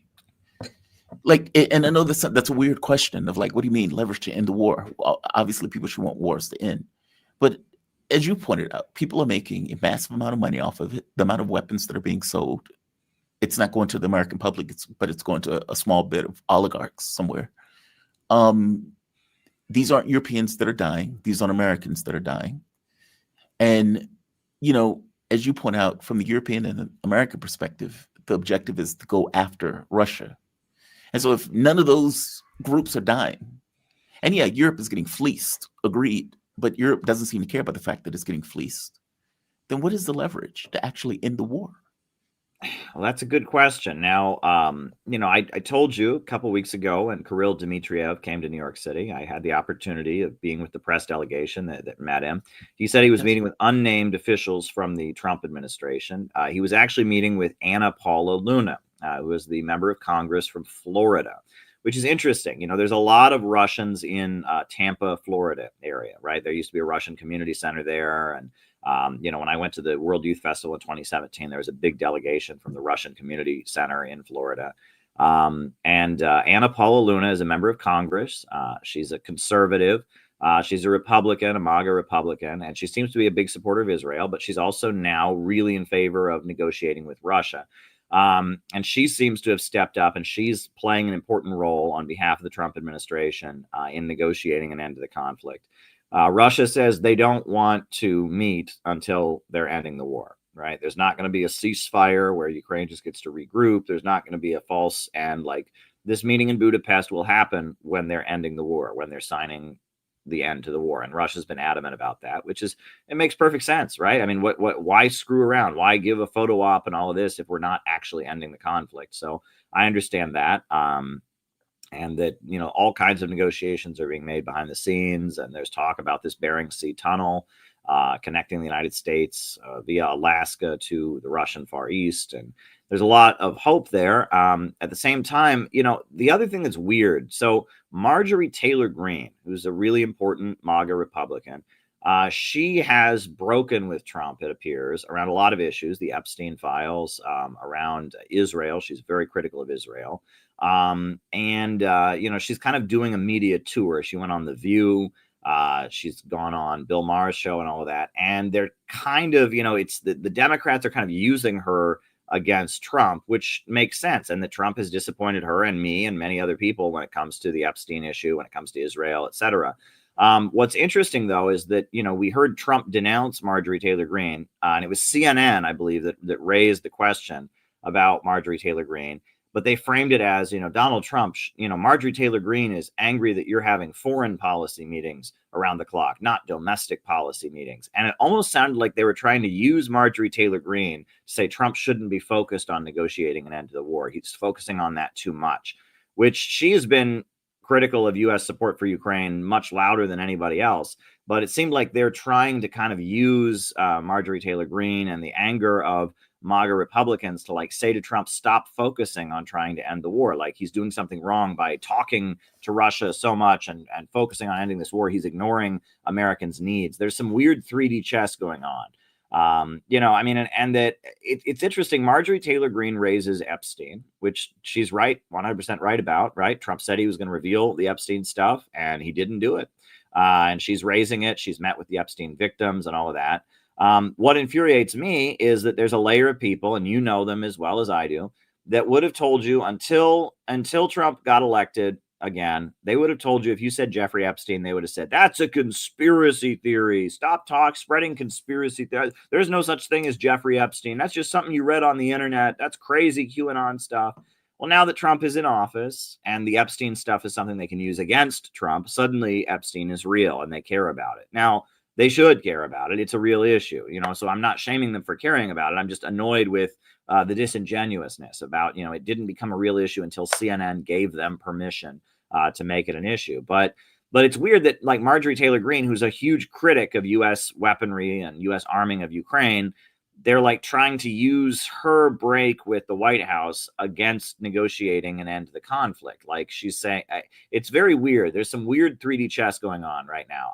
I tend to think that the best faction in the Trump administration is Tulsi Gabbard, is the MAGA, the Thomas Massey, Rand Paul. Rand Paul was on TV denouncing the strikes on Venezuelan boats and saying this is absolutely outrageous. Rand Paul, Thomas Massey, Marjorie Taylor Greene, they kind of represent the best within the Trump faction or whatever. But then Marjorie Taylor Greene is kind of getting rolled out by the Democrats, and they're trying to use a lot of what she's saying in different ways. I noticed that, like, for example, when Marjorie Taylor Greene was on The View, they said, well, you no longer believe in conspiracy theories. And she said, well, my views haven't changed. And she said Russia collusion was a conspiracy theory. Then one of the hosts of The View said, oh, yeah, but Russia did interfere in the elections in 2016. And she said, no, Russia collusion is a conspiracy theory. And it's like, it's as if those documents revealed by Tulsi Gabbard was never revealed, right?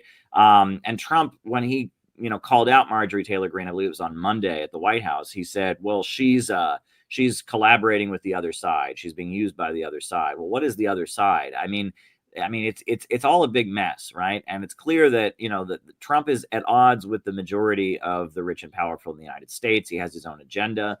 But he's also at odds with the bulk of his base, right? That he's betrayed a lot of the promises that he's made. His base is angry with him. And on some basic issues, I mean, he said he was going to make the food prices go down, right? That was one of his big things. Biden inflation. Food prices are up. I mean, obviously he said no more foreign entanglements. I mean, he bombed Iran. He's threatening Venezuela. He hasn't ended the war in Ukraine like he said he would. I mean, Trump is doing pretty badly. He's doing pretty badly. The polls show Trump is wildly unpopular right now because the conditions in the country are bad. At least they did. I thank goodness this government shutdown came to an end. I predicted, and I still maintain, the reason it was the longest one in history was because both sides gained from it. The Republicans gained from it because it pushed austerity. They don't think people should be getting food stamps anyway, right? They don't believe that that government employees should be getting paid. They want to reduce the federal budget. They want to lay off government workers and all that. So the government being frozen helps them make the case we don't need to pay these people anyway.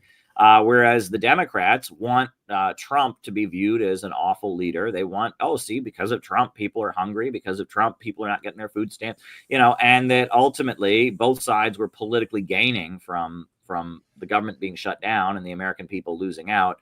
And then ultimately it was the airplanes, the air traffic controllers, the chaos at the airports. That's what ultimately led to a resolution, right? As they realized, okay, holiday season is coming up and we're already having chaos at the airports. We're not even close to Thanksgiving yet. If this continues and Thanksgiving weekend, there's chaos at our airports, that's going to be a disaster for everybody.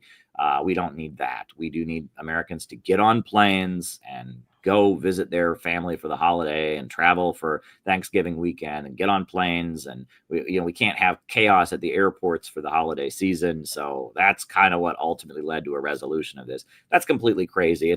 It's a symptom of the overall dysfunction of our politics at this point, where our leaders don't even feel like they have to they have to serve the people at all.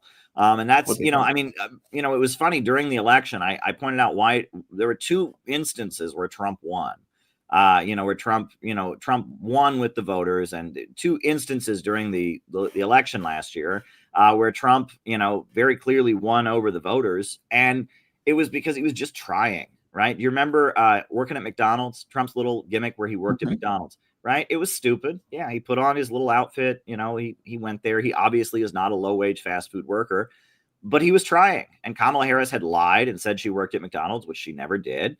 And so Donald Trump just put on the outfit and he went and did that. And then there was the instance where I think it was Biden called a lot of Trump supporters garbage. And so Trump got a garbage truck, and he got a garbage truck. And like, none of this is serious. I mean, it's just politics 101. I mean, it's just like it was just common sense, right? Your opponent lied about working at McDonald's, so you have a photo op at McDonald's. They called your supporters garbage, so you get a garbage truck, and as a publicity stunt. Trump was just trying. It was like he was phoning it in, but he was trying. The other side felt like they were just so entitled to win. Everyone had to vote for them, or else they're a bad person or they're a racist. And it was like there's so much entitlement from our political establishment. And Trump, at least was communicating, I have to earn it. I have to go through the motions of showing that I care about the voters and all of that. And that's why he won. And that, the government shutdown is an example of, neither side really felt that they were compelled to actually, Americans were suffering, food stamps, government employees not getting paid, people in the military not getting paid. They're suffering, and neither side felt like, oh, this is an emergency, we need to resolve this. They all felt like, whatever, we can solve this. And there's a level of entitlement. You think about Nancy Pelosi. How long has she been in office? Do you think there's a lot of people in San Francisco that are like, boy, I love Nancy Pelosi, I just want to go out and vote for her, I love Nancy Pelosi, give me a break? No, you look at the Pelosi family, and it's a political family, and nepotism and corruption and all of that, and that there's our elite, the people running our country just feel entitled. They should be there. You have to vote for them. They're and it's like, and you talk about how old they all are, right? It's like, Yeah. elderly, very, very elderly people that are part of corrupt political nepotistic networks that just feel like they can do everything they want to do. It's really funny because when the Soviet Union fell, many people commented that there was a level of cynicism that had set in, right? After the death of Stalin, you had Khrushchev got up and gave the secret speech and condemned Stalin, said all the stuff about Stalin was true. And that a level of cynicism kind of set in where people just didn't care. They didn't have big aspirations. They didn't have big hopes. They were kind of sarcastic when it came to the government. That's what we're seeing across America right now. That whole America, go get them. We're going to make money. We're going to go out and achieve our dreams. That's gone.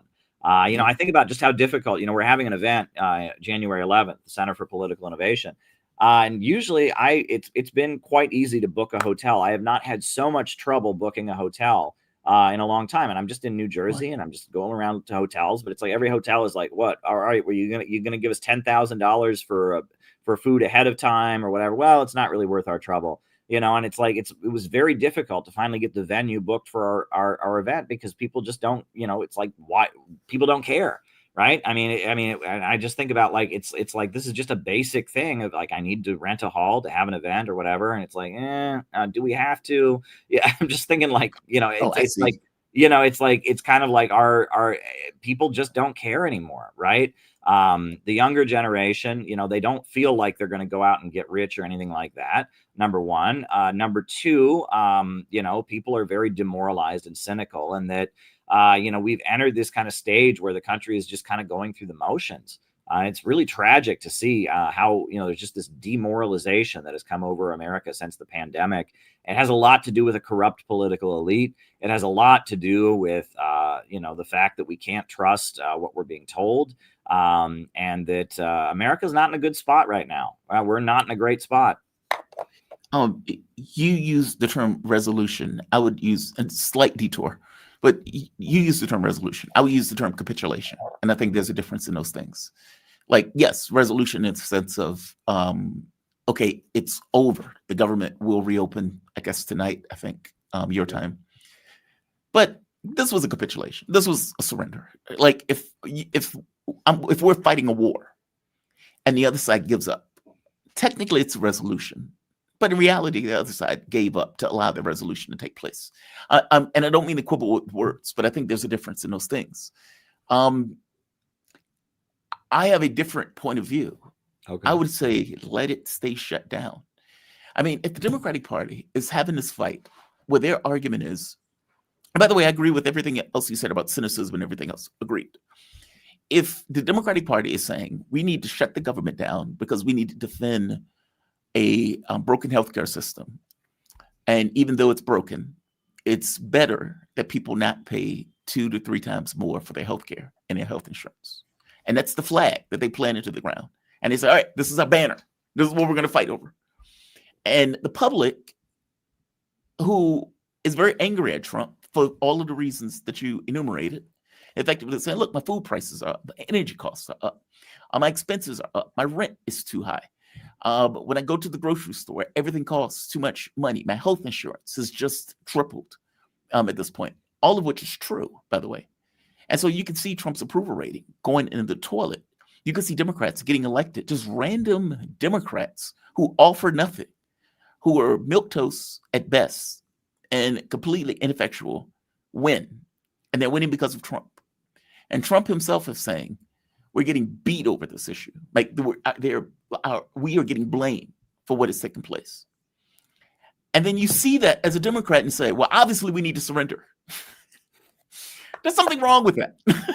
Like, it's not that I want people to suffer, nor do I want people to run out of food, nor do I want people to not be able to get home for Thanksgiving. But if you indeed fight over that issue, then you should continue to fight over that issue, meaning you should win that issue.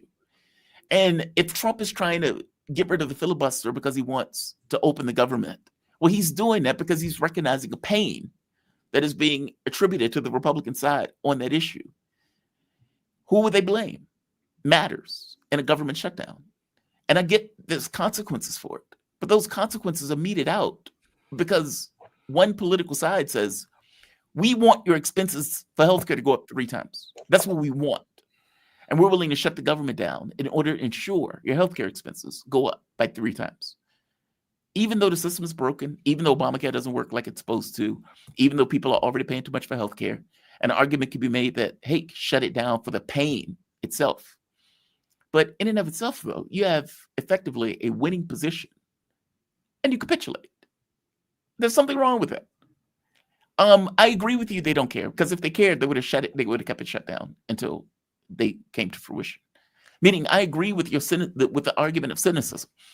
The government, in real terms, feel like they don't need to care because ultimately nothing has showed them that they need to care.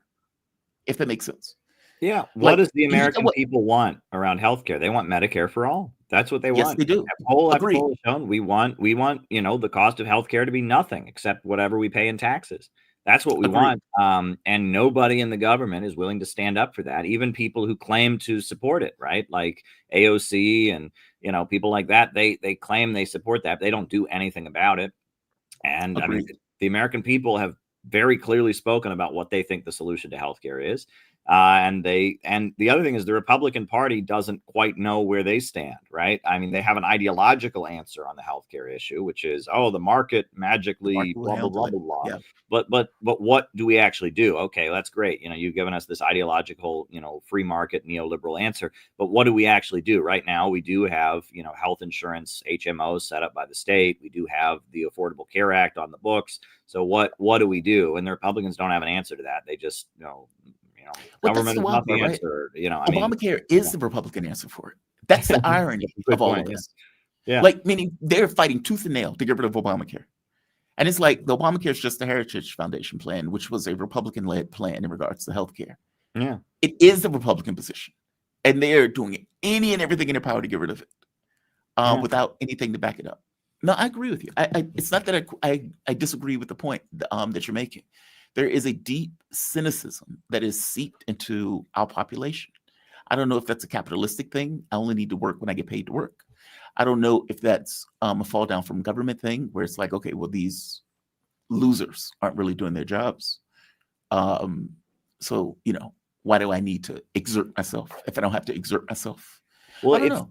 It's like in the past, right? When you're talking specifically about my situation, how difficult it was to book an event. You go to a hotel or a conference center or whatever. You say, hey, I'd like to book an event. They have a salesperson talk to you, and they want the business, and they're desperate to get you to sign up and book it. And in this case, I was going to hotel after hotel, And it would be, oh, well, I guess it's Joe, the sales guy who handles this. Oh, he's only in on Tuesdays. You'll have to come back next week. And, and then I would, well, I mean, I guess if you're willing to spend a huge amount of money, we could bring in our staff to do it. But yeah, we don't really feel like it. We're just kind of, and it was just kind of like there's not that entrepreneurial attitude. That's kind of what I'm getting at. It's kind of like, what you mean. It's like it used to be people were quite excited to sign Get the something deal. and get the deal, Yeah. right? And now people are just kind of like, why bother? Like, what's the point? Like, and it's kind of like, I feel like it's part of that, just kind of people are kind of stuck at home, and also, they're not going out as much because of the pandemic and all of that.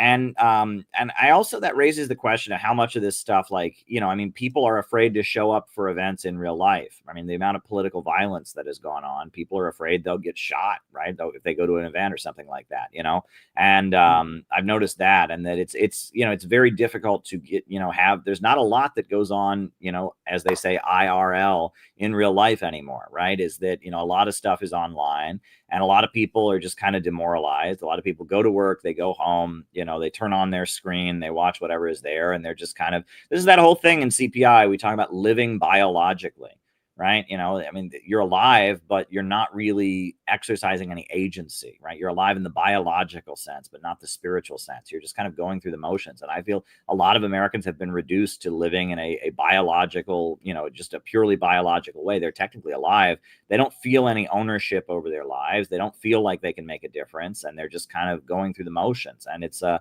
awful way to be, right? And I mean, you think about what depression really is for a lot of people. It is that just kind of that just going through the motions. They're just kind of going through the motions of life. They're kind of hopeless and frustrated.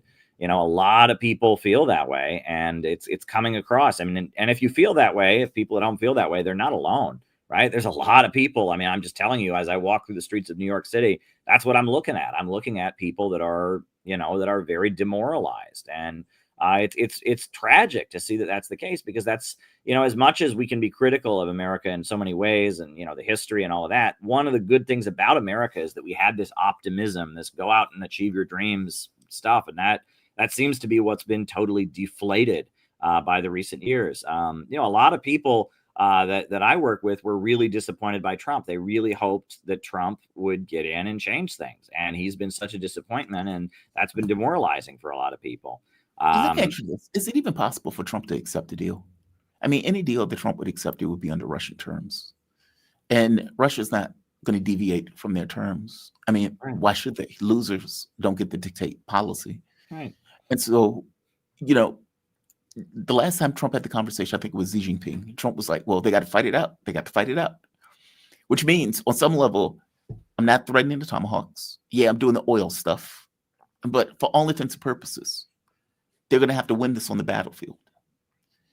And Russia is taking it upon themselves. I think John Helmer made the point of saying the Russians interpret Trump saying, well, they need to fight this out on the battlefield, as effectively the Russians are taking it as, get this done, finish this war.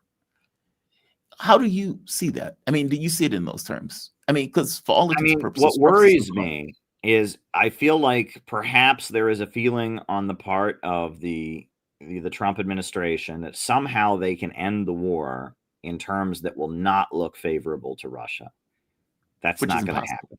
Yeah. Right. And I feel like that's what's holding them up. And that's an awful, awful reason to hold up. I mean, people are dying on the battlefield, but it's like, there's this fear that we can't end this war in a way that will look like Russia won. We have to end this war in a way that looks like Russia gave up something or something like that. And it's so tragic because, I mean, what do they want?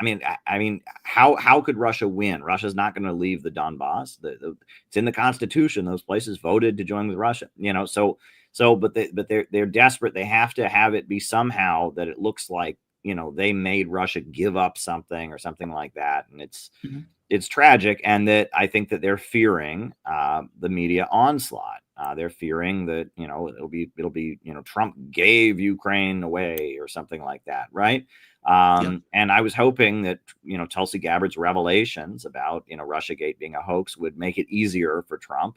And I was hoping that, that a lot of the change in discourse, but I mean, that seems to be what may be the holdup. I mean, we don't know what's being said behind closed doors, but it looks like the holdup may be that they are just determined to end it in a way that looks good for them, and there's no way to do it. Kind of reminds you of the Vietnam War, right? That was Richard Nixon's thing. I'm going to bring an honorable end to the war in Vietnam. Well, how are you going to end an honorable? I mean, there was no honorable end to the Vietnam War. I mean, the USA was propping up a government in the south of Vietnam that didn't have public support. The people of Vietnam wanted to reunify their country.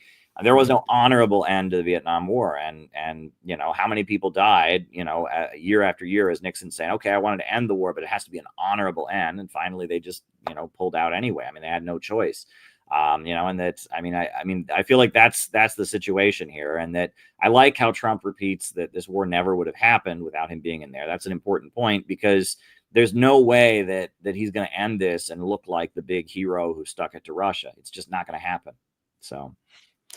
Agreed. And I think that's exactly what it is. I mean, when I think it was the New York Times was reporting behind the scenes that Trump was like, God, man, I don't want to look bad for this. I don't want to get blamed for losing the Ukraine war. I don't want to take the political heat for it. And of course, if you look at the media always takes this perspective as if the US president is God, man. It can do pretty much anything. And so if the president tries to back out of it, it's like, hey, are you really giving this to Putin?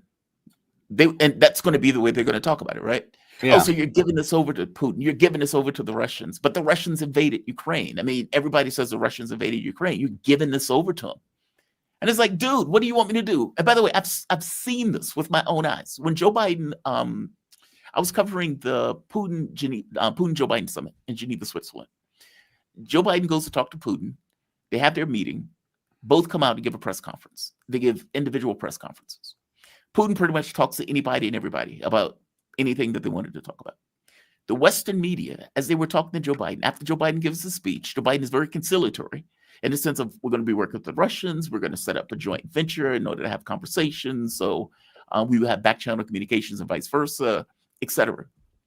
And one of the reporters was like, hey, you're sounding a lot like Putin is sounding right now. Are you really accepting what Russia is doing here? Like going after Joe Biden, effectively, like not getting the hint that Joe Biden is like, look, we need to have some relations with Russia. Otherwise, this is going to get out of control very fast. That's not the way the media looks at this. No. Joe Biden blows up, says, you don't understand what is happening right now. And what his point was, look, we have no communications with him. And this can spiral out of control in a way that will be very bad for the rest of the world. You don't get it. You're sitting there at your press booth without having all of the consequences that I'm effectively stuck with, despite the fact that Joe Biden was initiating and progressing that war. That's what Trump is going to get. And that's what I don't think Trump ultimately wants. And he is very sensitive about this. Again, one last point. Trump, I remember, gave a speech. This was several months ago. And oftentimes when Trump would give his speeches, especially when he's talking about Ukraine, he would bring up the fact of, well, I went after Putin and I passed these sanctions and I did this and I did that. Because it almost feels like he has to feather his nest. He has to like bolster himself against criticism that he's working with the Russians, which also goes to the whole Tulsi Gabbard thing and the stuff that was releasing by Tulsi Gabbard. Like, meaning he still, it's almost as if he has nightmares about his first term, about being called a Putin puppet or Russian puppet, or that he got in because of the Russians, that he didn't get in on his own steam.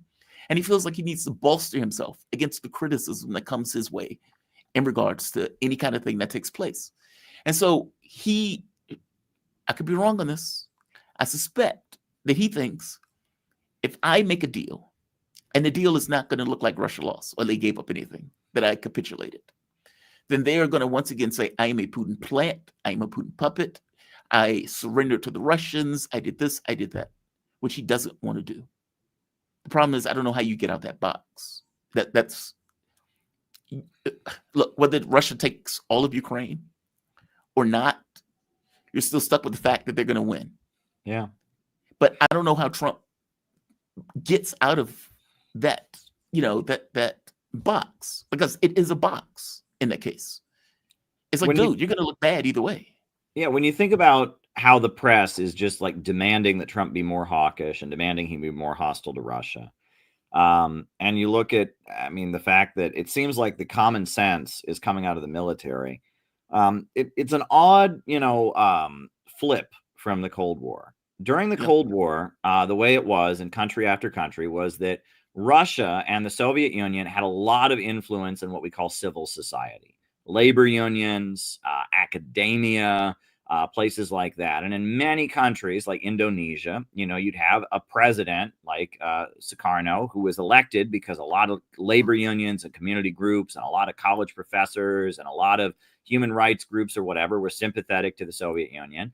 And then the military would be tied in with the United States, and the military would overthrow the government. And the military, and we saw that all throughout the Cold War, and like in Latin America, in Chile, right? Salvador Allende, the civil society was sympathetic to Russia and all of that, but then Pinochet's with the military, the USA backs him and overthrows him.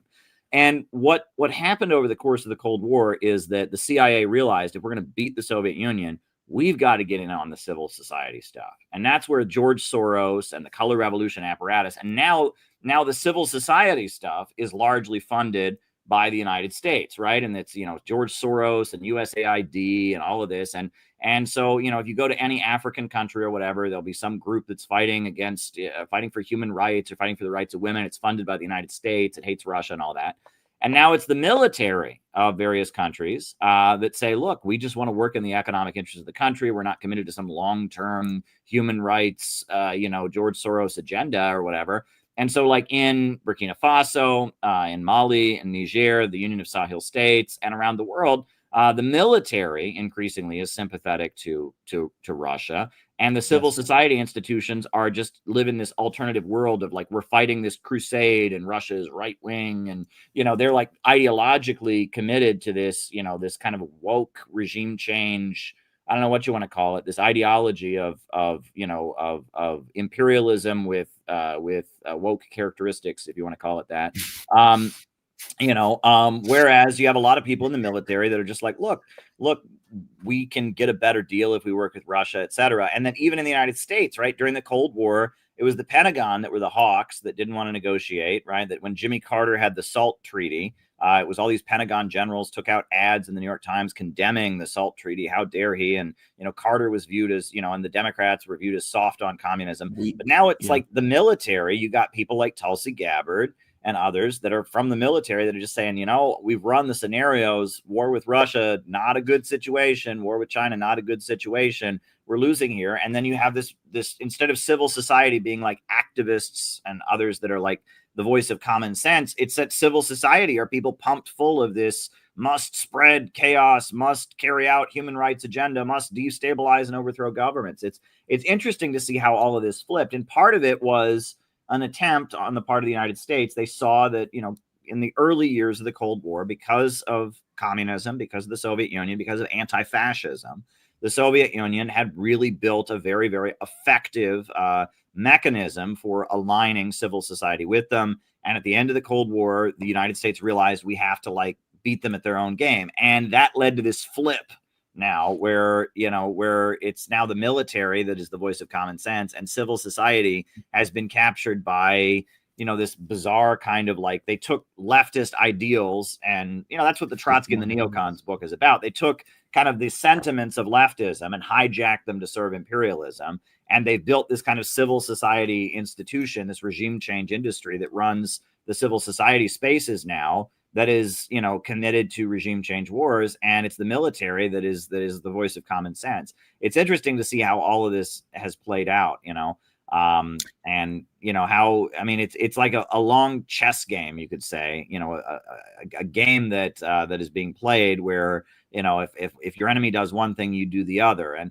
one thing that I keep coming back to, is in the lead up to the Second World War, every ideology was divided down the middle, right? If you were somebody in the United States who was, devoted to, fighting for Black liberation, one organization that was very popular in Harlem and in other parts of the country, especially in northern industrial centers, was the Nation of Islam, and they were a black Mhm. nationalist organization. Marcus Garvey had been suppressed by the American government and deported, but then black nationalism kind of became, you had the rise of Elijah Muhammad and the Nation of Islam. The Nation of Islam was not sympathetic to the Allied powers in the Second World War. They thought the rise of Japan was a good thing because Japan was like a non-white country, etc. So they were, you know, and they were quite suspicious of the U.S. side in the Second World War. However, in response to the Nation of Islam, you had the rise of this figure named Father Divine. And Father Divine was a black minister who was fighting for black liberation, building black-owned businesses, kind of like the Nation of Islam, except he was on the side of the Soviet Union and the United States. And he was friendly with the Communist Party, and he supported Roosevelt. So if you were looking for, you know, black empowerment, black businesses, building a religious movement for black freedom, you could follow the Nation of Islam, and they were on the Axis side and against Roosevelt and against the USSR, or you could follow Father Divine, and they were on the other side. And a similar thing happened in conservatism in Britain, right? You know, there was this guy named Oswald Mosley, and he was, you know, the head of the British Union of Fascists. He was this wealthy conservative British guy, and he built this movement of young British men who were ultra patriotic, and they lived together, and they exercised, and they were healthy, and they didn't drink alcohol, and they were fighting for morality or whatever, and they were called the Black Shirts. Right. And it was this ultra conservative, patriotic movement in Britain that was sympathizing with the Nazis. So the British government saw this and they said, oh, shit, you know, we got this mass Nazi movement among conservative young men. So they created the Oxford Group and Moral Rearmament. And it was the same kind of thing of ultra conservative young men in Britain that are religious and don't drink alcohol and exercise and live together. And they supported the British government, and they were anti-fascist, and they were friendly to the Soviet Union and friendly to Roosevelt and all that. And it was the same kind of thing, but it was on the other side. And in the labor movement, the similar thing happened. If you were a labor activist who was inspired by communism and socialism, and you liked Roosevelt and you liked the Soviet Union, you liked Stalin, you were in the Communist Party. But if you didn't like Roosevelt, you thought he was a sellout, and you didn't like Stalin, you thought he was awful, and you didn't want to mobilize an anti-fascist effort, you could join the Trotskyites. And that every ideology was divided, and that in the name of every ideology, you could be on one side or the other. And that's what's happening now. I've noticed there are libertarians that are hawkish and crazy against Russia, and there are libertarians that talk common sense. There are people on the right that are crazy and hostile, and, you know, and there are people on the right that are talking common sense. And on the left, it's the same thing. There are a lot of leftists that are completely crazy and on board. And then there are some leftists that talk common sense, and that in the name of every ideology, you can find a way to be on one side or the other. And that's, you know, we think in our heads it's a battle of ideologies. It's not a battle of ideologies. In every ideology now, especially dissident ideologies, you have people that are wearing the label that are on one side and people that are wearing the label that are on the other. Religions even, right? There are Christians that are on one side and Christians that are on the other. Muslims that are on one side, Muslims that are on the other. Jews that are on one side, Jews that are on another side. And that it's like every space, every ideological space is being polarized over the question of which side are you on. And you know, in the name of the ideology, people can be on one side or the other, but there are clear divisions in our society. There's a new economy rising in Eurasia, and there's a faction of our ruling class that is committed to all-out destruction of them. And there's another faction of our ruling class that says, well, maybe we can trade with them and make money. Yeah, and I mean, it's interesting to see how all of this plays out. Caleb, always appreciate talking to you, man. Always appreciate these conversations. I always learn something. You have a body of knowledge that is impressive, to put it mildly. You're able to write these books, and you're able to write these books for a reason. And you always show it when you come onto the show in regards to the breadth of conversation and topics that you can hit. Always appreciate you, man. Thank you for this. Caleb Maupin. And yeah, just always fun to come on. You have great guests, and I'm glad to join them. And yeah, good times, man. You know, you're doing great work. That. I wish you the best in your travels. We'll be in touch. Talk to you soon. Absolutely. Yeah. Caleb Maupin. He's a speaker, writer, journalist, political analyst, author. Caleb is director for Center for Political Innovation. Caleb, show one or two of the books just so the audience can see them for themselves. I always like to give, you know, what is that? Shameless plug. I always like to give a plug to my guests, especially studying psychic warfare. We got The Danger of an American Years of Lead. I wrote that about the Luigi Mangione case, became much more relevant after the Charlie Kirk stuff. So about the years of lead in Italy. So yeah, I got plenty of stuff here. Divisions in the ruling class. It's kind of what we were talking about. Divisions in the ruling class, conflict within the U.S. elite from the Cold War to today. So yeah, good stuff. Badass, man. Caleb, you have a fantastic rest of your day. Thank you for this. You Be safe, too. okay? Yep. Bye-bye. All right. We have come to the end. Shout out to Caleb. Yeah, Caleb is impressive. I'm always impressed in regards to the things and the subject matter that Caleb hits. It is very wide in regards to his conversations that he has and the things that he writes about. So he's a fantastic guest. Shout out to all of my guests, actually. James Smith came on first. Is that right? Make sure I don't screw his name up. Jason Smith. That sounded wrong. It's like James sounds wrong. Jason Smith, shout out to him. Shout out to Arnaud. Shout out to Ted Rall. Ted Rall is always enjoy Ted. My mom's like, you guys be cutting up. I don't know. I have known Ted for the last 7 years, I guess, going on 8 years at this point. He was one of our consistent guests. They used to come onto the show, and then when he started working at the network, obviously we got closer because he was working at the network. And at the point where we started doing our own thing, separate from the radio station, he still remained a consistent guest. And so you get to know somebody over the course of time, especially when you're talking to them that often. Yeah, he's very easy to talk to. And we have a meeting of minds often. So shout out to Ted Raw. Shout out to Arnaud. Great for him to come back. He was on vacation for a bit, and then he ended up at an award ceremony. So I'm glad that we could get him on the subject matter, that we got him on, as grotesque as the subject matter was. Yeah, we've come to the end. We have chats. And by the way, I always make the point of saying, if you dig this content, like the video, hit like, share the content. You can support this content, PayPal, Patreon, Super Chat, memberships, super stickers. I don't know the difference between a super sticker and a super chat. I don't know why you need both. Whatever, they're there. Feel free to utilize either one of those things to support the content. It is you who makes this content work. I pointed out before, I would love to get a producer. This show needs to grow before I can get a producer. So I need help on that front. But I will say, you guys make the show what it is. You guys, for all intents and purposes, support the show. I never know what YouTube is going to do. They have a tendency to demonetize these shows on every blue moon. A lot of it has to do with subject matter, but that's okay. The subject matter is not changing. Let's go to chats. Africa does not need U.S. aid. It funds harmful Western ideologies and terrorists. Africa does need loans. It has resources. Let them use it. Arise for Fries, agreed. Agreed. And I think that was the point Jason was making earlier. And I think that's the point I was making myself. With the caveat, many of Africa's resources are not within the hands of Africa. Think of the Sahel states. When the Sahel states took over their own leadership. And what I mean by that is effectively took over their own sovereignty. One of the first things that they ended up doing was nationalize the gold reserves and other minerals and everything else. Well, they had to do that because if they didn't do that, they wouldn't have access to it in a way that they could utilize it for their own populations. Now, what does it mean for the other countries in Africa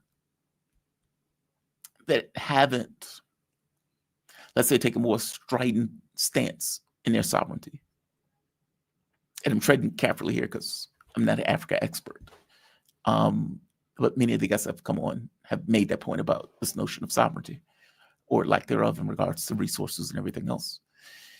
It means that they don't control the minerals and everything else that's underneath their feet and in their continent. And a lot of this stuff is remnants of colonialism and everything else. Think of, was it Burkina Faso, I think. The deal that they had with France, where France was getting uranium for like a 95% discount. Okay. That's just a ripoff. And any government that's allowing that to take place under the fig leaf of democracy is effing over the country. So I agree with you about the loan thing. Agreed. They're needed. But it would be far easier to make those loans, to deal with those loans, if indeed you own and had full control over the minerals and everything else that was under your feet. Africa's a rich continent. It's very rich. But there's a difference between, let's say, economic wealth versus resource wealth. What would Russia look like if Russia didn't own the oil that was under the ground that, they wouldn't be able to have the companies that they were having. They wouldn't be able to use and fund the things that they were funding and everything else. It matters. It's a big deal. So, arise for price, agreed. I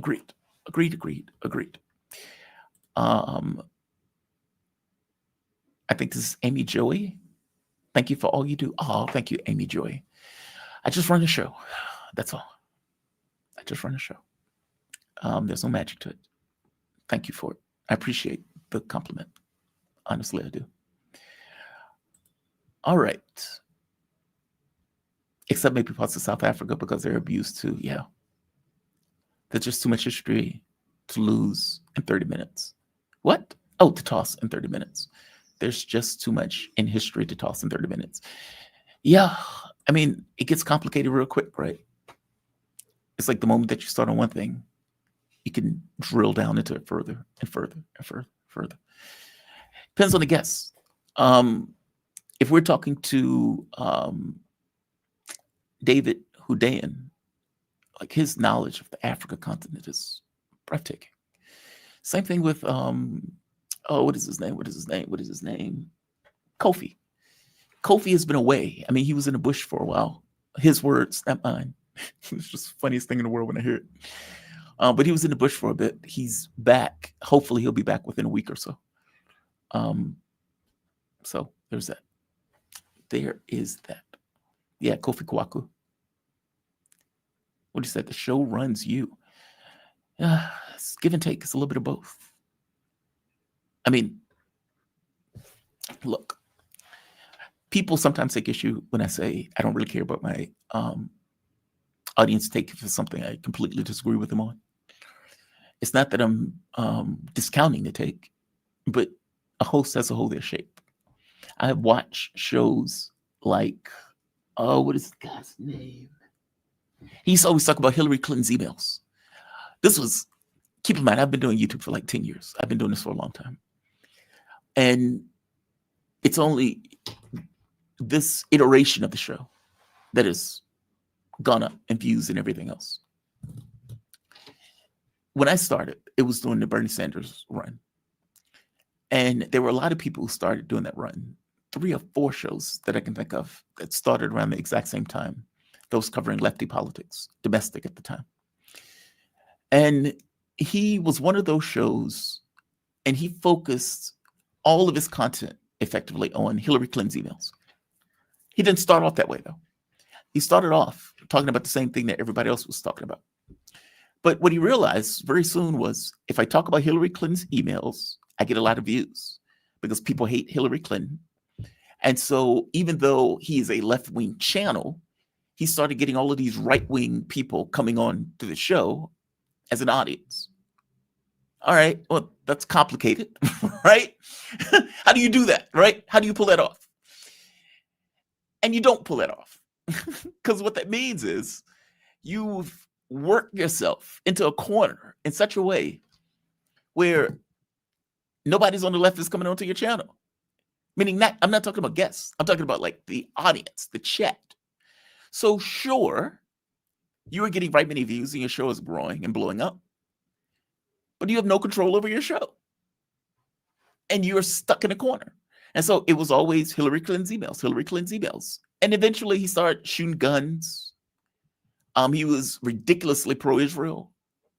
And what started off as a left-wing show quickly became a right-wing show, not because of political ideology of the host change, but entirely because of the audience that he was drawing to him. As I tell my mom, shows are worlds. Every show that you go into is going to have a different chat. They're going to have a different guest lists and everything else of people who they talk to. And there's going to be a different feel to it. It's almost like if you're listening to a music album. Like if you're listening to Jill Scott My Chemical Romance, Thursday, Cannabis. All of these are different worlds. These are like worlds that the people are creating just by virtue of how they are and the force of their personality, the things that they talk about and everything else. You can dwell in each world. You can enjoy each world, even if they're radically different. But they are different worlds.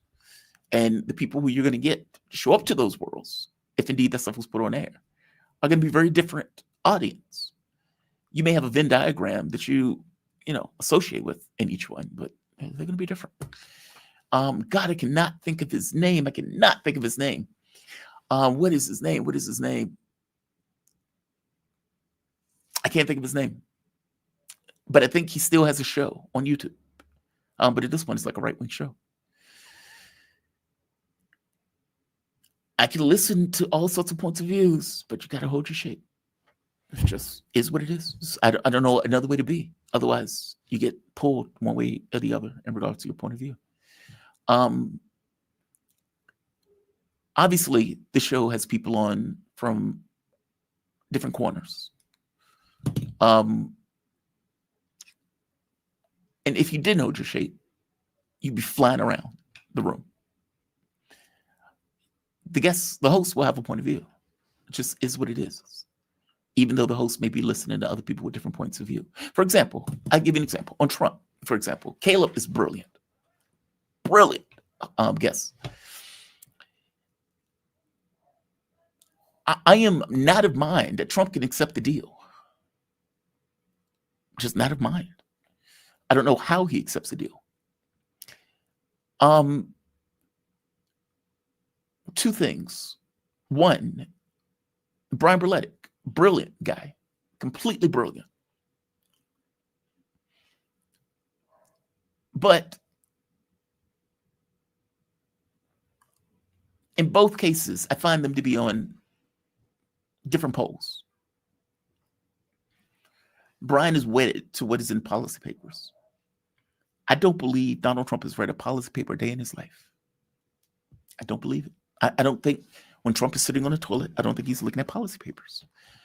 If it's not in a coloring book, if it's not on a McDonald's menu, if it is not drawn in crayon, I don't know if Trump has ever seen it.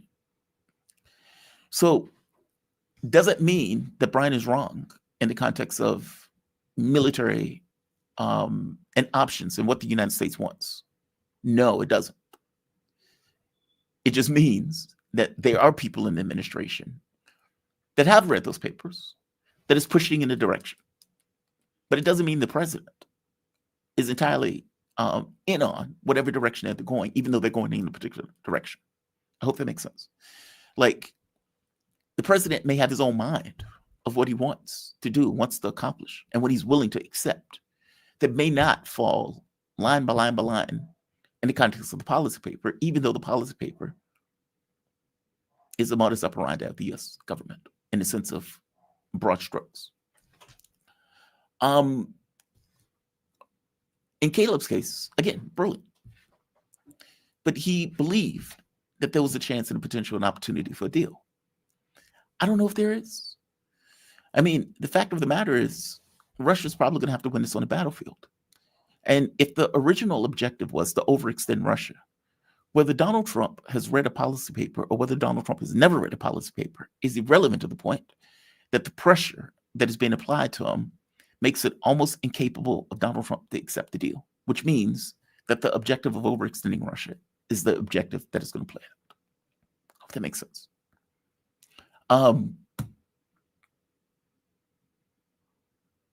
What does it look like if a U.S. president accepted Russia's terms? What does that look like? And I mean, what does it look like in the media space? What does it look like in a political sense? What does the Republican Party do? What do the people around Trump, like Kellogg, Rubio, Witkoff is a little bit different. What do these people do? And the level of castigation that is going to be rained down on a very weak president, and Trump is a weak president.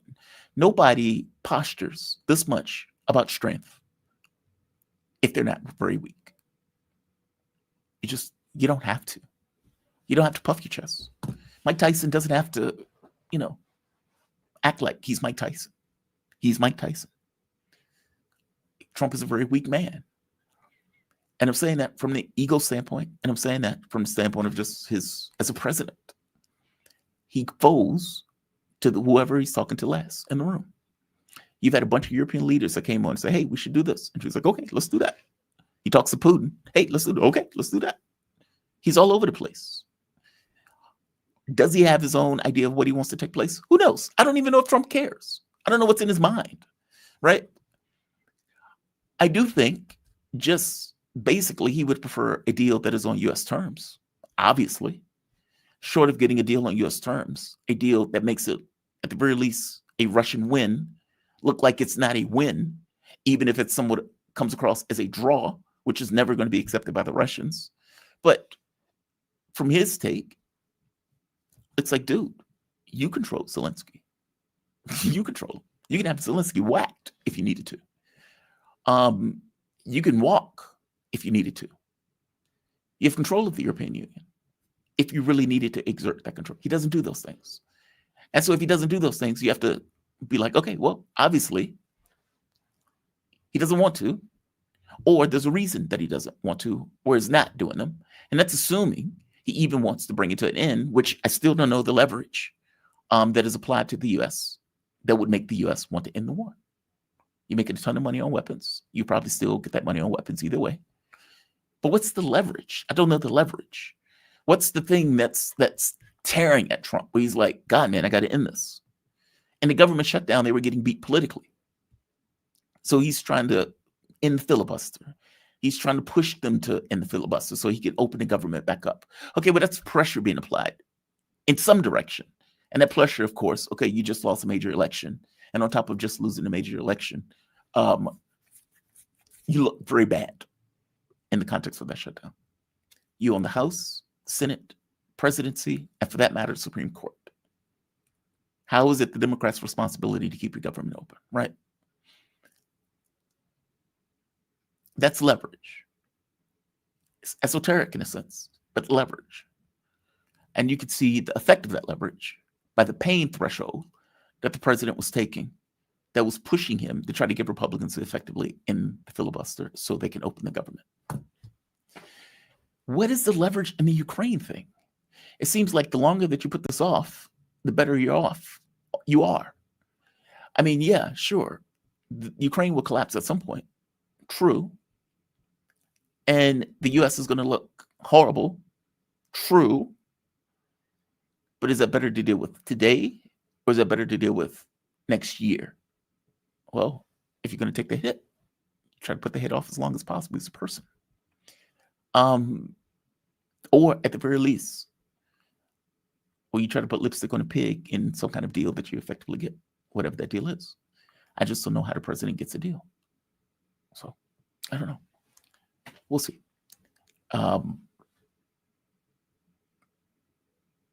It's unfortunate. Like, you think of all of these rando guys, just like us. They want to play their Xbox, have sex with their girlfriends or wives or mistresses, want to go to the basketball court, want to walk their dog, want to sleep in a warm bed. And in pursuing any of those events, you go to your girlfriend's house, you go to your friend's house to play chess, you go to wherever, and goons abscond you, like they just snatch you. And the next thing you know, you are dodging artillery fire on the front lines after getting a potato and a rifle in 2 days of training. That sucks. That fucking sucks. Yeah. All right, I'm going to end this. I'm going to say like. I'm going to say share. I'm going to say subscribe. I'm going to say you can support this content. PayPal, Patreon, Super Chat, buy me a coffee, super stickers. Again, I don't know the difference between a super sticker and a super chat. I don't know why you need both, but whatever, both are there. And I'm going to say you guys have a fantastic day. wherever you are in the world, or a fantastic night if so indeed you're somewhere else. You guys be safe, be kind to the degree that you can be kind. I'll see you bright and early tomorrow morning. Have a good one all.